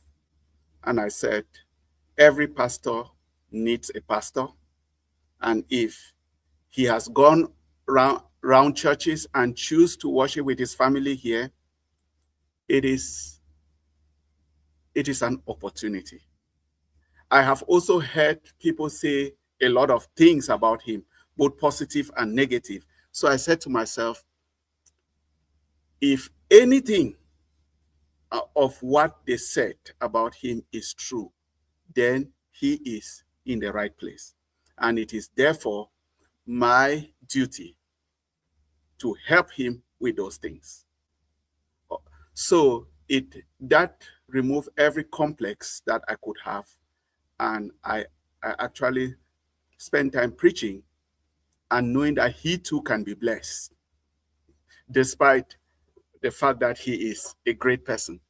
So, and I think he was, because I've heard him say things that convinces me that being there was a blessing to his family. But now, the main point I'm saying is he was very, very supportive. Very supportive. Far more than I ever thought was possible. He was very supportive to me. It is through him that I knew that October, I think it's October, is Pastor's Care Month. It was through him, because every October, he will bring an envelope and tell me, this month they are praying for their pastor, and he will bring that and give me an envelope, He will give me an envelope and pray with me, always very supportive. He knew those moments. He was not a leader in the church officially, but the church understood that he is a leader. And the church knew that he has the right to be anywhere in this church and to do anything. So there were some of those meetings that we are having with leaders, and sometimes when he suspects that this will be a very difficult meeting for me, I just find him sitting there. He will just be part of the meeting. And as everything is going on, he will make a statement, he will make a contribution, and he was always very, very supportive. I can say that he was very supportive. He would pray for us, he will support, he will advise, he was very supportive. His family was great. And I really appreciate that. There have been others also who have been very supportive, which I cannot mention everyone. But we've had some, unfortunately, that were not very supportive. Is it that everybody must support me? No. But even if you will not support me, don't make things hard for me. You see, just stay. Don't make things more difficult. So I've had colleagues who have sometimes intentionally made things very difficult. We've had situations where you have colleagues who are members of your church and they are trying to give an impression to the church that they are better than you. We've had circumstances like that. We've had situations where colleagues will go to Christians from behind and try to instigate something or try to prove to them that you were wrong. And all those things have happened. Now, what do you do in such a situation? I think even in that situation, I am their pastor, and they are just exposing to me what their weaknesses are and how areas where I need to help them. Unfortunately, it is a little more difficult to help. Yeah, because they don't see you like someone who can help them for the most part. So yes, so those ones, they are not it's a little hard to help. I remember I had a conversation with one, and we're talking about tithing. And he was saying, I just give my tithes somewhere. I said, please, what about the card? Can we just fill it, register it? He said, no, when I have my tithes, I just give it to some man of God somewhere. And I said, okay, it is my duty as a pastor of this church to make sure that my Christians are growing in the faith and growing also in the area of giving. How am I going to know if I need to encourage you if I don't know what is happening? That was coming from the aspect that writing it in the card, his argument was that it's not biblical. I say it's just accountability. If you give, let's say you give your tithes to me, through me, you give your tithe to church through me, and it is not recorded anywhere, how do you hold me accountable to make sure it was rightly channeled? How does the church hold two of us accountable? There is need for recording. Even if you don't need the record, we need it. But he was totally against that. And we had a little bit of debate on that. Then at the end, I said, okay, let us conclude that before God, I will perform my duties as a pastor, as your pastor, in every aspect except giving. When it comes to giving, I am not answering to God anything concerning you and your family. And he said, yes, we agreed on that. Then, not too long after that, he left the church, not because of any problem. He just moved to another side of town and joined another church. And then, not too long later on, he became the pastor of one of the churches. Then he invited me for Lord's Supper, to come officiate Lord's Supper for him. And I went there. So one thing that really surprised me is I saw him, in fact, it was his wife, running around with cards, with tithes in it, and making sure people's cards, that I sign those cards, and people give. And I'm like, okay, were you against this thing just because you were a Christian in another church, and now that you are a pastor in your own church, you are now implementing it? Where do you, that's what was going through my mind. So yes, sometimes those relationships are hard, but you just do what you can do in good faith. I love that. That is, yeah, it does a lot of complexity there to handle in ministry, and like in every other work, there's always going to be some people that are hard to be understood, and they will always like to bring some confusion in the midst of organization, in the midst of structures, in the midst of a system that will always try to contradict what has been built and trying to propagate. And Reverend, I'm also very curious. How do you personally handle misunderstanding, criticisms, and disagreement within ministry? How do you do that? Well, personally, what I do is I try to understand I try to understand the other person. If it is positive criticism, that is easy because you see somebody correcting you in good faith. Yeah. So that is easy. If you have an explanation, you give. If you don't have an explanation, you learn from the person. So that one is, I would say, is easy. But when it comes to criticism that is negative, and that happens a lot, I've had that because I had to work with many youth pastors, both association youth pastors, church youth pastors, and field youth pastors. I work with many of them, and there were many of them who felt that, and some of them were right, they felt that they were more competent than me. And truly speaking, I don't think I was the most competent person or youth pastor. I don't think so. There were some that had qualities I truly did not have. And I remember one asked me about something and asked me a question that was that ignorance or incompetence. This thing you did, was it ignorance or incompetence? I said, I think it's both. I love your vulnerability. Wow, that's interesting. Yeah, I said, I think it's both ignorance and incompetence.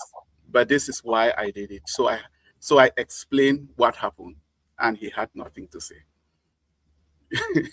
So there are some who felt more competent, and some they truly are more competent. And when they express it directly or indirectly, I like to know that I'm not the best person in the world. I'm not the most competent in anything. I only do well because I depend on God. I depend on God. In fact, yes, I depend on God. I try to let God lead. I just follow. And when you do that successfully, when you are able to successfully let God lead while you follow, God does things and people think you are the one. People think you are so intelligent. People think you are so organized. People think you are so this and that. But I look at myself And I know my wife knows that I'm none of those things. You see, but it's just because you have one ability, which is letting God lead, and you just follow. I love that. Yeah. So what happens in those kind of situations? I try to learn, and where I cannot learn, where there's nothing to learn, in some cases there's really nothing to learn. In such cases, there's just criticism. I try to just stay and do what I'm doing. There are times where I get very discouraged, and sometimes, um, yes, very discouraged. There are those moments. But again, I just try to do what I'm able to do, and trusting God for strength to keep going. Mhm. Yeah. I love that. So uh, you've answered this question already. Like I was like, how do you manage your down moments when as a leader in such moment? I think you've talked a lot about how to manage down moments, like staying quiet and silent and praying. And do you have anything to add to that? There are pastors watching now or maybe watching after. They're currently going through down moments. So do you have any tip to them, even as we're rounding up this conversation? There are lots of down moments in ministry, honestly, and I face a lot of them. Uh, One way to manage them will be to talk to somebody who can be of encouragement. It could be your spouse, it could be another colleague, it could be any person. So, they, any person who can lift up your spirit, there are always those people. If you look around very well, you see amongst your circle, there will be those people you can really talk to. My, um, my wife knows some of those people in my life, and she told me there are very few people that when you talk with them, you laugh at the top of your voice. So you say there are not many of those people, and I really value those people in my life. And those are the people you go and you're truly vulnerable. You say, "This is what this person is saying or doing. This is how I feel about it." And sometimes those people they'll just say, "Don't bother about it." Just that one statement may mean the whole world to you. So find somebody that can be an encourager to you. Another thing to do is just look up to God and look back. That's one thing that has really been of great help to me. Just look back. Look at how God has been working with you. Because those kind of moments usually feel so dark. It feels so dark. It feels like you are lost. And those some people will make you really feel that way. So one thing you do is I just look back. I look at how my walk with God has been, how God has helped me through different situations, and I'd say it is not this one that God will not do the same thing He has been doing. That usually encourages. That's so great. And there's a lot of value in this conversation that a lot of people will be taking home. I love the fact that the people you discuss with them and you laugh the most, these are very few. She's full of wisdom. I love that woman. So you're a family man, Reverend. You are a minister. How do you balance ministry with the family life? Now, I won't pretend that I have been balancing it and it's so balanced. You see, if you ask my wife, you will know the truth. You may think that I've been very balanced in it so far, but my wife is the only one who knows how imbalanced it has been. But she has also played a very significant role in helping me because each time she calls my attention to it, I will make some adjustment. It may not be perfect adjustment, but I'll make some adjustment. Sometimes the ministry demands and the ministry setting, especially in the CBC, and first of all in the youth department. In the church, it was much better, but in the youth office, it was really different because there was more to do. So, how did I balance it? I just admitted that it is supposed to be balanced. And I tried as much as I could to balance it by staying home when it's possible. And somebody advised me, don't take your laptop home. And that was because I was already sick, not even because of the balancing issue, but I was already sick because I work in the office. Then the whole night I am doing something and trying to finish something, and then go back to work the next day. So that was taking family time. So recognizing that is one step. Then making adjustment and obeying your wife when she complains about it was another step that was also very helpful. Where it was possible, we will do things together, go together to places and do things just as a way to catch up. Right now, I am doing the same thing, but it is in another way because I am right here now. My family is not here with me. And I think that is also one of the things a lot of people said, oh, he traveled with his family and so on. I will never choose, I will never choose this a life. I will never happily and willfully choose a life where I have to live somewhere else for 3 years without my family. I'll never do that. Uh, um, I I am in this situation because of it was just the conditions that made it happen, and I don't have a choice.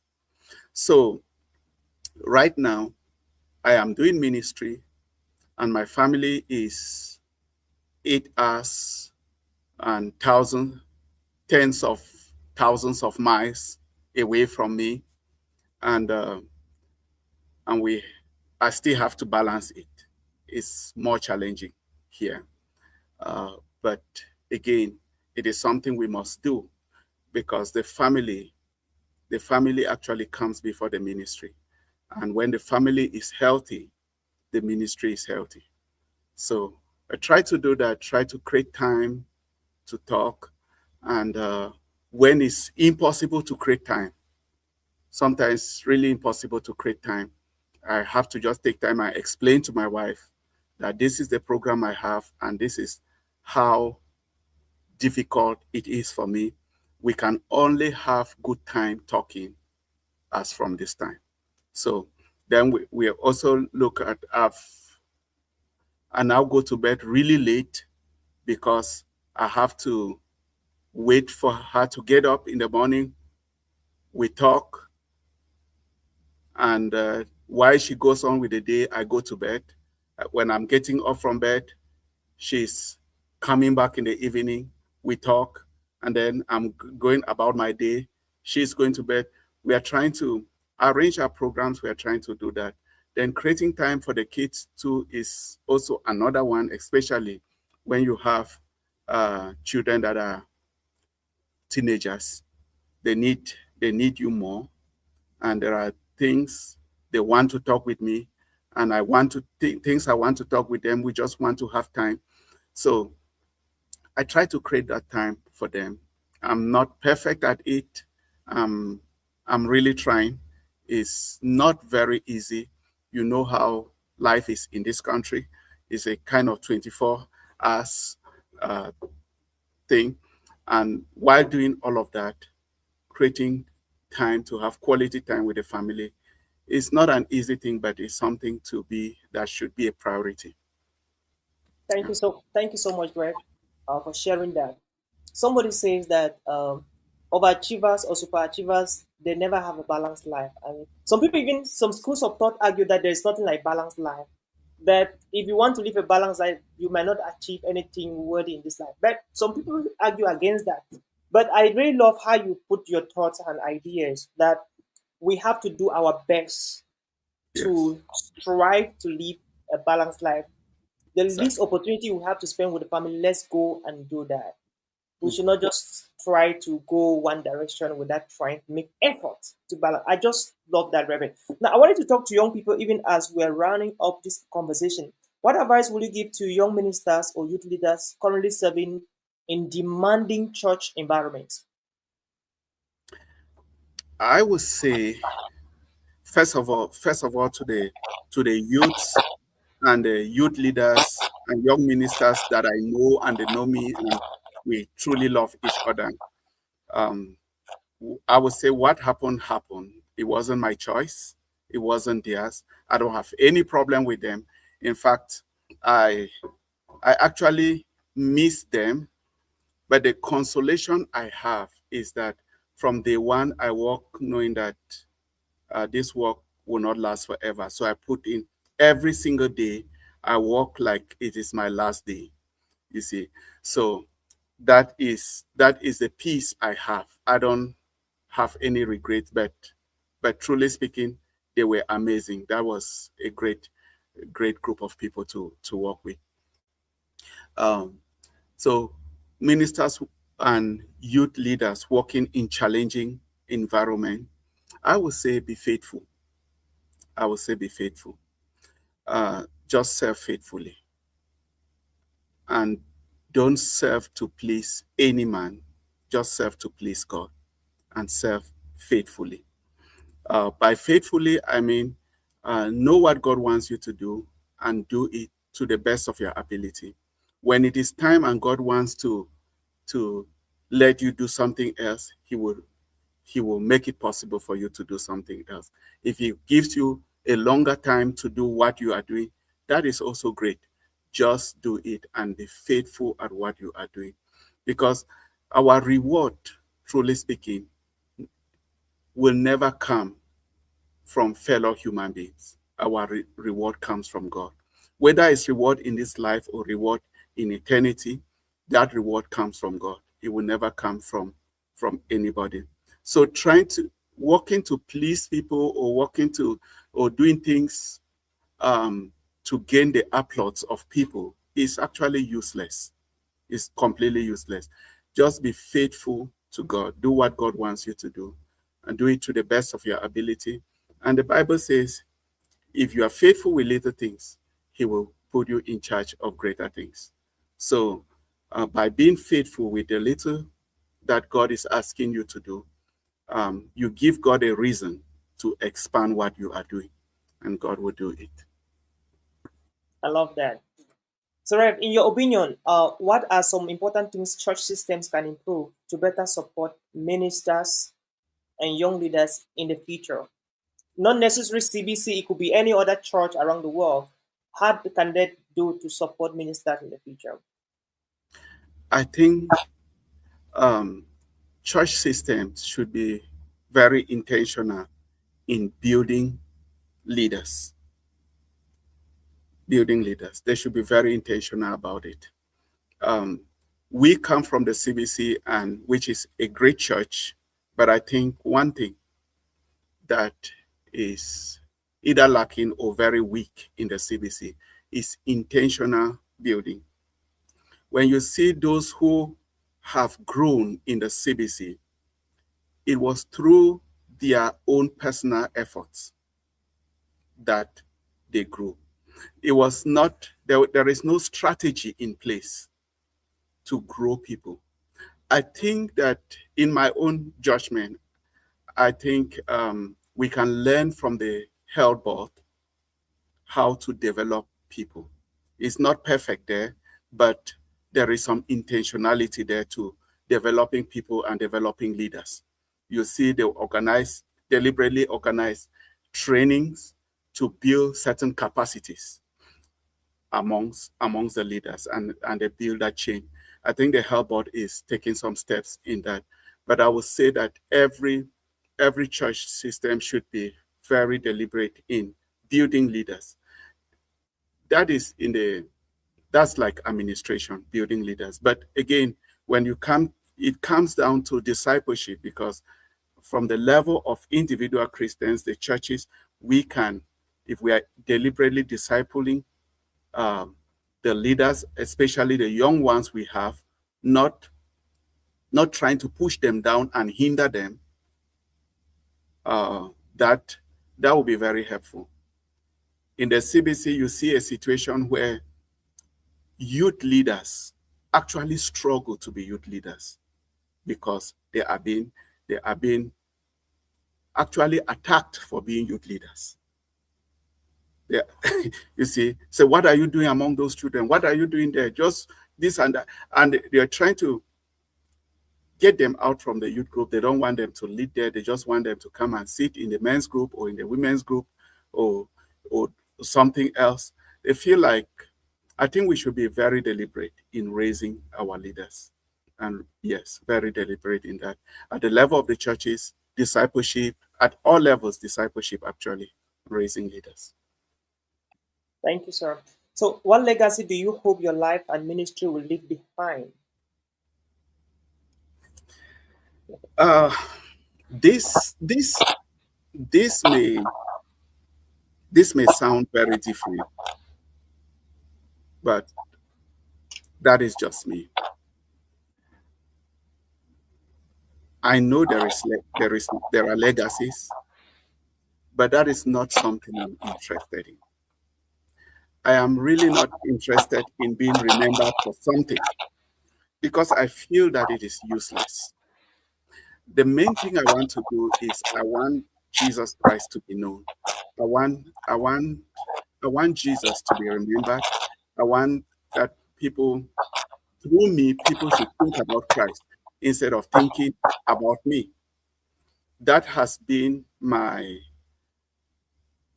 passion. And like John the Baptist will say, that may I decrease and may he increase. So I would not want to be known. I want Christ to be known. And if he can be known through me, I will be very, very grateful for that. So that is my point of view. And it inspired a lot of things and my own way of doing many things. If you notice, as far as I know, this podcast is the one only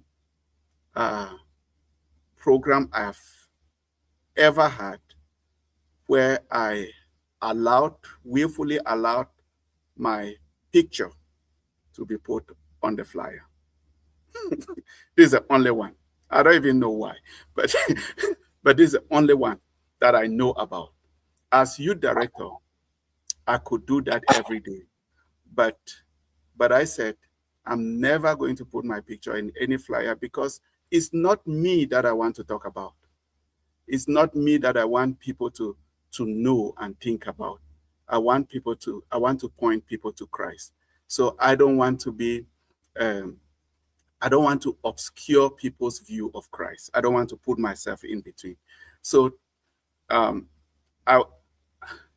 so do I want to be remembered? I will wish that Christ is remembered. I will wish that I am a reason why Christ is remembered. I know there are some things I am remembered for. Okay, which we can say they are legacy. There are some things here and there. But the way I look at those things is it doesn't mean so much to me. Because let's say 1 million people are thinking very nicely about me and thinking so good about me. And so what? You see what I mean? What does that do to me? I don't know how that benefits me.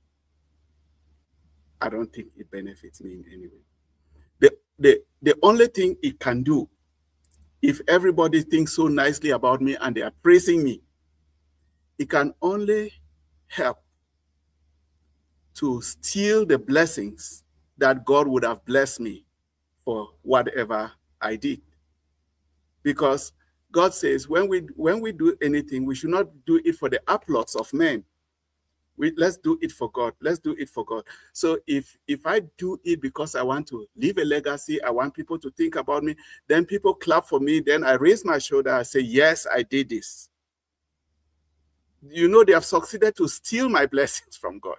I would rather nobody thinks about me, and if they must think something, they should even think something bad about me.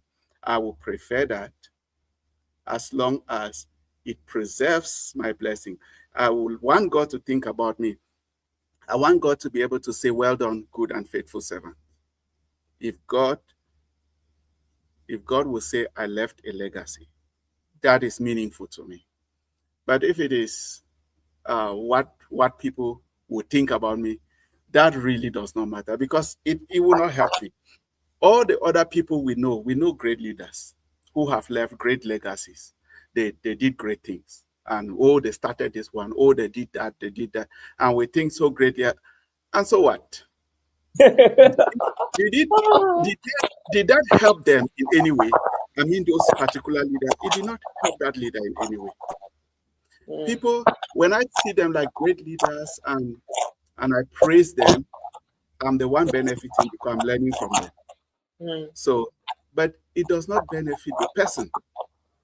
So my point is, I'm not really interested in what I'm remembered for. I want God to remember me.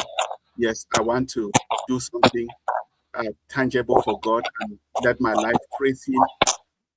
But one of the things that bothers me, I mean, thinking about what people will be thinking, what what legacy kind of a thing. That is not one of my problems. I love that, and that's a good perspective, right? I love that, and that is really fine. There are some people that don't see life from the point of view of legacy, impact, oh, this and that, and which is a good school of thought. Also, like it helps you also to focus on what God asks you to do, and you're just doing it. You don't care who is saying what or who is not saying what. And I really love that, right? And that's you who said that, and that's really totally fine by me or any other person. Let's look at this. Finally, what message would you like to leave with young people listening to this podcast across Africa and diaspora right now? My message to every young person is we have one life to live, and the life is quite short. It's very short. I say it's short because you may be 20 years old, 30 years old, 40 years old, 15 or whatever. Look at it from how the percentage of your life that you've lived already. We don't know when our lives on earth will end. We don't know it yet. But if you life expectancy in Cameroon, I think, is 65 for men. Yes, about let's say 70. Let's say it's going to be at 70. Look at your age and look at how much time you still have. Look at it from the perspective of, you may think that 20 years is much. Look at it from the perspective of what percentage of my life have I lived already? Then you say,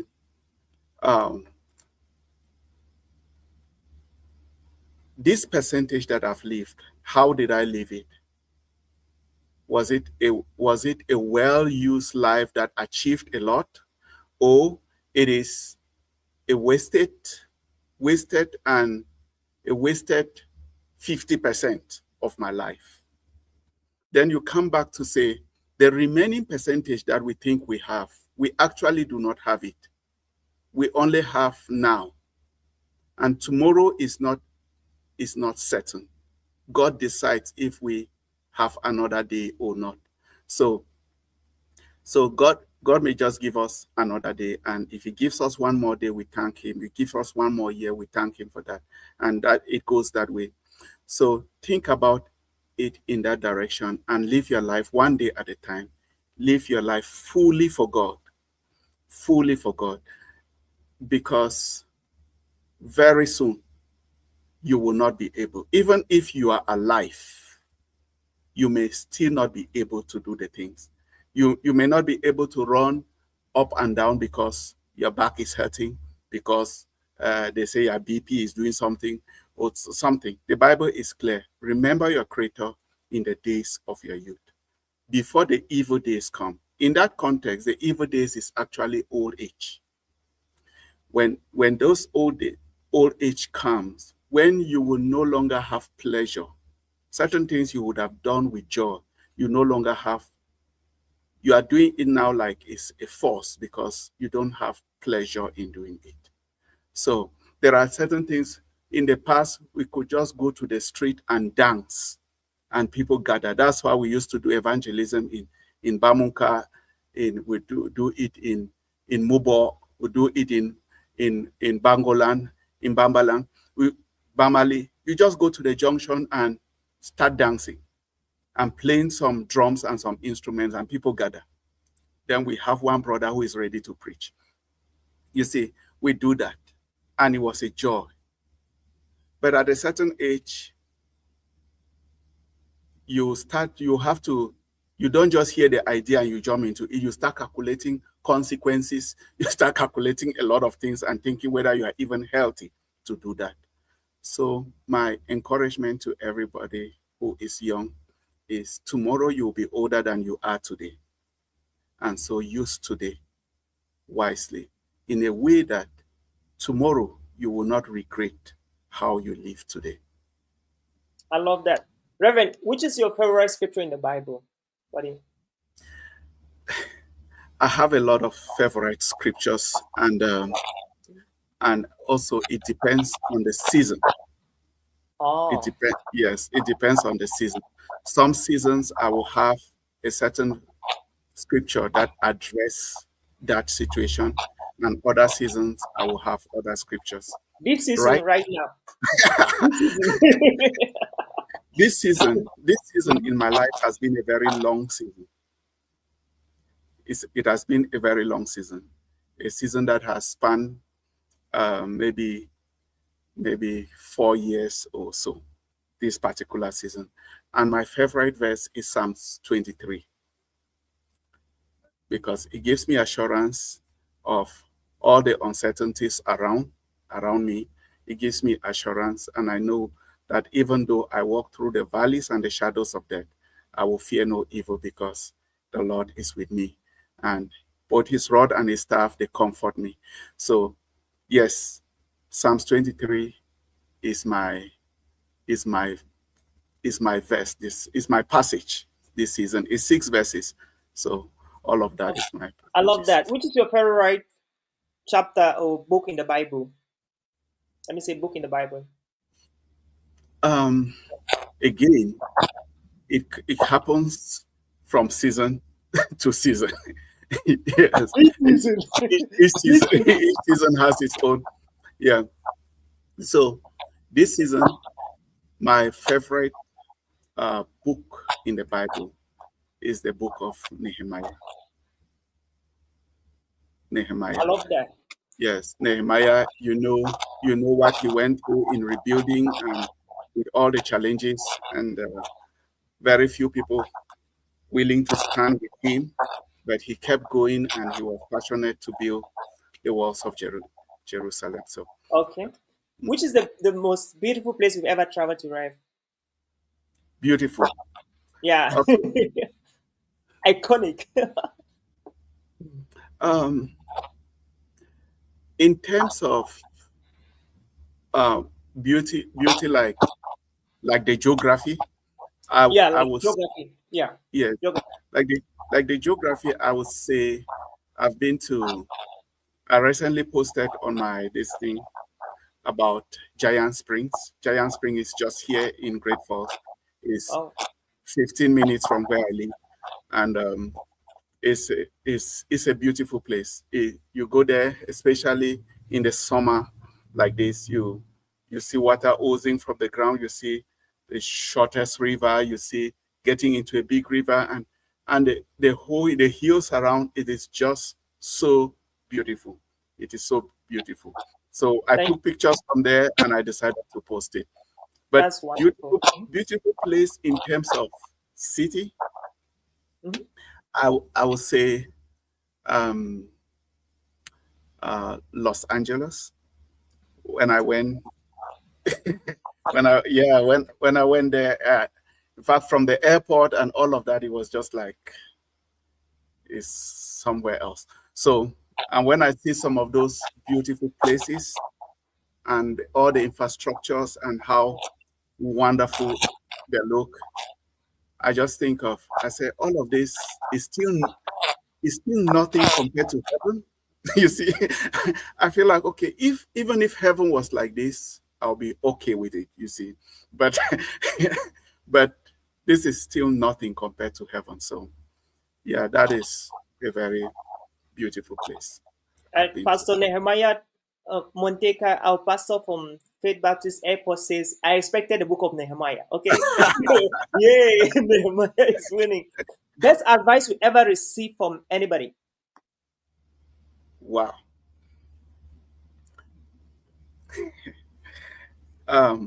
It was an advice that was a very shocking advice from me. And I'll say who I received it from. I received it from somebody that is called Man of Wisdom. And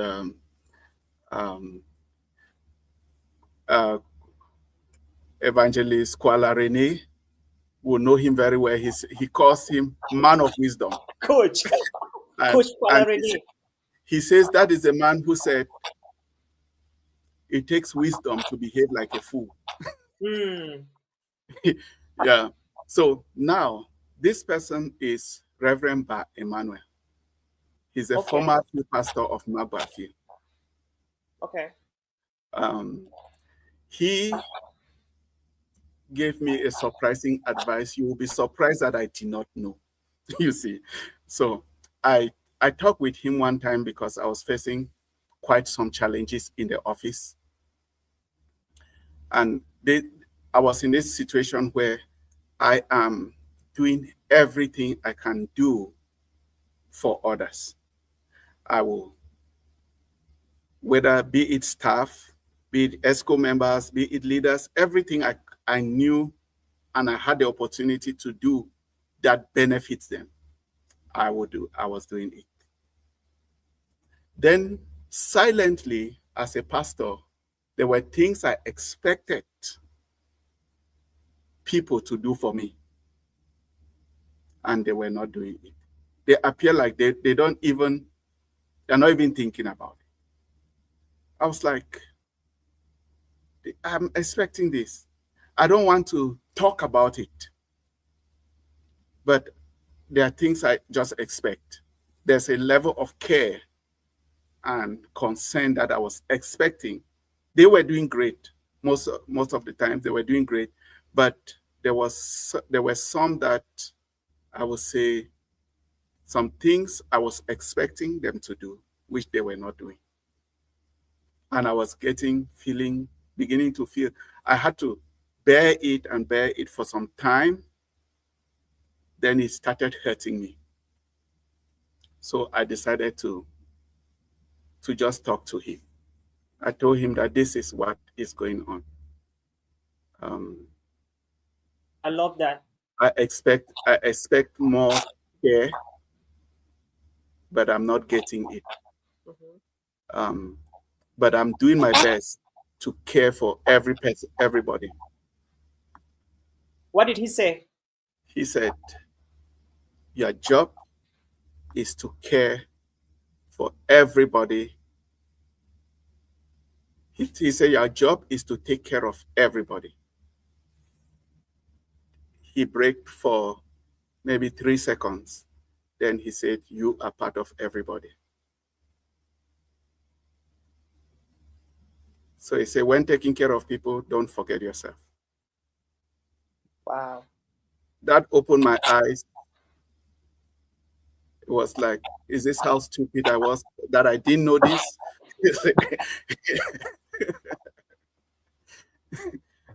Yeah. So I've received lots of advice, but that one I always remember it. Yeah. My last short one is, which is the best sermon you ever received preached by a human being?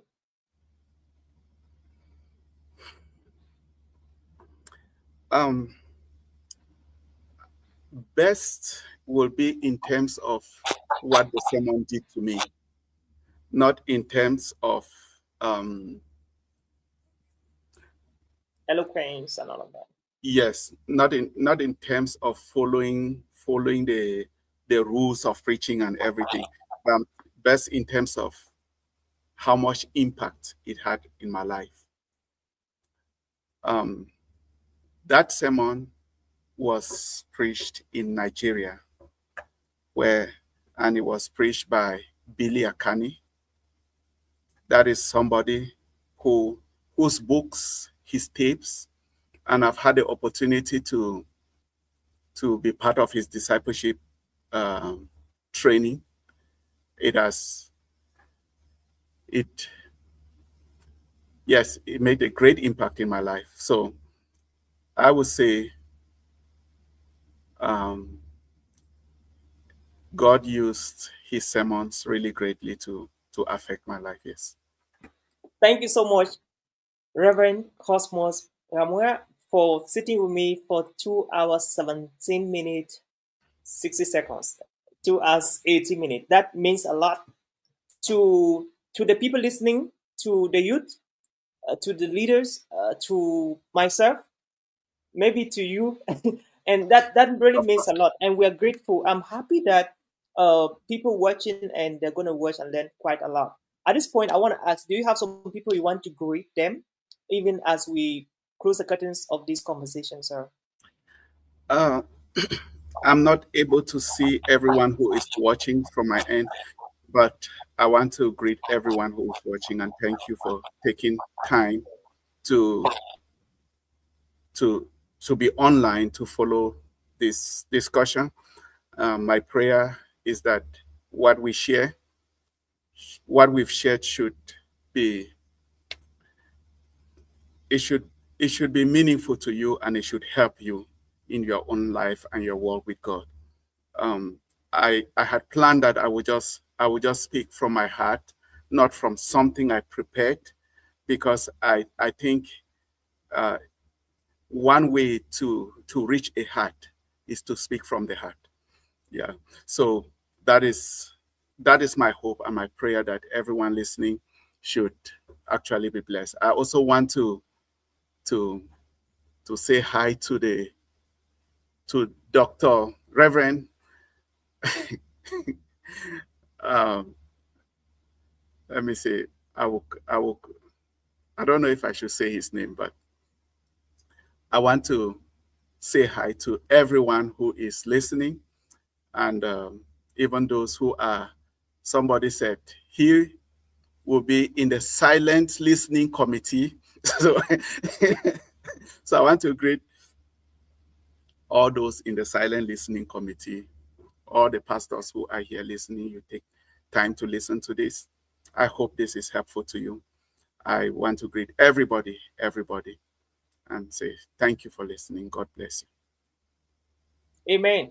And I want to thank you, Reverend, for creating time for this one-on-one conversation, and thank you for deciding to come and share with us here, and to thank sacrificing your time and all of that put together.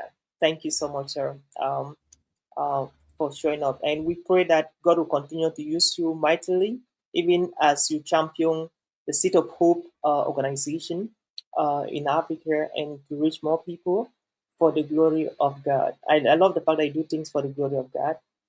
And yeah, thank you to everybody who watched. I think the first comment came from Laura, my wife. Thank you, watching from Cameroon. Thank you, Derek. Thank you, Isaac Gonkum. Great journalist. He watched almost throughout. Lot of comments. Thank you, Gabriel. Gangua watching from Idina. I don't know. Idina should be somewhere in Cameroon. you. Um, Southwest. Southwest. Beautiful. Thank you so much. To Victor, Momo, Junior. Great conversation. Thank you, Franklin. Powerful sharing. Thank you so much, Dixon, Atania, from one country in Africa, I think is Tanzania, for watching. Thank you for these conversations. Thank you, John Mercy. Epcho, yeah, Mercy Tete is watching. Thank you so much, Epcho, yeah. We appreciate the fact that you are here watching. Dosak Emmanuel, thank you so much. Thank you, Mr. Shom and Reverend Gamora. Young Sandra, thank you. Wow, blessed seem to me here Psalms 23, favorite book of the Bible, Nehemiah, expecting the book of Nehemiah. Okay, thank you, Reverend Nehemiah Moteke, our pastor. That was my pastor in Faith Airport, Douala. Thank you so much, sir, Daddy, for watching. Thank you, everybody. Thank you, Quinton, Jomina. Thank you, Sandra. Thank you, everybody. And thank you to the CBC leaders. And I love what they're doing. The TV CBC is having a TV they're building right now. Great job. Dr. Woloko is championing something very powerful. Reverend Dr. Paul Mokake is also doing so well with the evangelism and mission department. The current EP, they are doing amazing things, and we want to appreciate them for the great job they're doing. And even the former EPs for the work they have been doing and mentoring and doing their best. And thank you, Fai Konya, watching from Pakistan. So we have people from Pakistan. Reverend, we're closing. Your final words, sir, and then we'll be done. I want to thank you also for what you're doing. You've been very consistent for a very long time. Thank you. Thank you so much. Thank you. I remember when I came into the youth office, you were the first person who came to the office to talk to me about some strategies and some things we could do. And I'm really grateful. You've been very consistent. And I know you started this long before. I think the very first time I knew you was when during a youth conference in Du, where you were facilitating. Yeah, so thank you for all you're doing, and thank you for this platform. I pray that God will bless it and really expand it. I'm really grateful for all those who are watching, and I pray that God will bless them too. Amen. And yes, and continue to use them. And just to say, we are always open, and in any way that we can be of help to anybody, just let us know. Just let us know. I love that conclusion. Thank you so much, sir, once again, for your mentorship, for your leadership, for your stewardship. You did a great job. I must be very honest. You did a great job with the youth department, with all the initiatives you started, Champion, Touch Lives. Some of these projects that are there right now also touching lives, like the swim machine center in the center. I think people are benefiting from that a lot. And to late Reverend Tom Martin, thank you for mentoring us wherever you are in heaven. May God hear our voices. May God bless your wife and your kids you left behind. We want to say thank you, though you might not be hearing, but in heaven you will hear this message, Reverend Tom Martin. And to Dr. Nkwala Rene, Reverend Dr. Nkwala Rene, Coach Nkwala, thank you for the great job you're doing. He is a great tool in this ministry also. He did a lot of mentorship with me as well. And I just want to say thank you. And to any other person who is watching, who shall be watching, thank you for watching. Remain blessed. Our special guest today was not any other person but our own Reverend Cosmos Ramoa, who is the founder and the CEO of Seat of Hope. And we're looking forward to hear more about Seat of Hope, even in our subsequent conversations, God willing, if the rapture does not take place. So thank you, everybody. And thank you so much, everybody, and have a great night. Let's allow Reverend to go and rest right now. Let's know who Reverend here now. Reverend, thank you once again, sir. Thank you so much. Anytime. Yeah, anytime, brother. Thank you so much, sir. So, and that was how we saw it today at the Global Speakers Advantage podcast. Wherever you are, stay tuned. Next Saturday, we're going to be bringing in our next guest and the great entrepreneur, Cameroonian entrepreneur, United States, that is touching lives, impacting lives, also hospital in Cameroon, and you don't want to miss that. Stay tuned because we're bringing a very, very another episode with Dave Scott, And until we meet again, see you.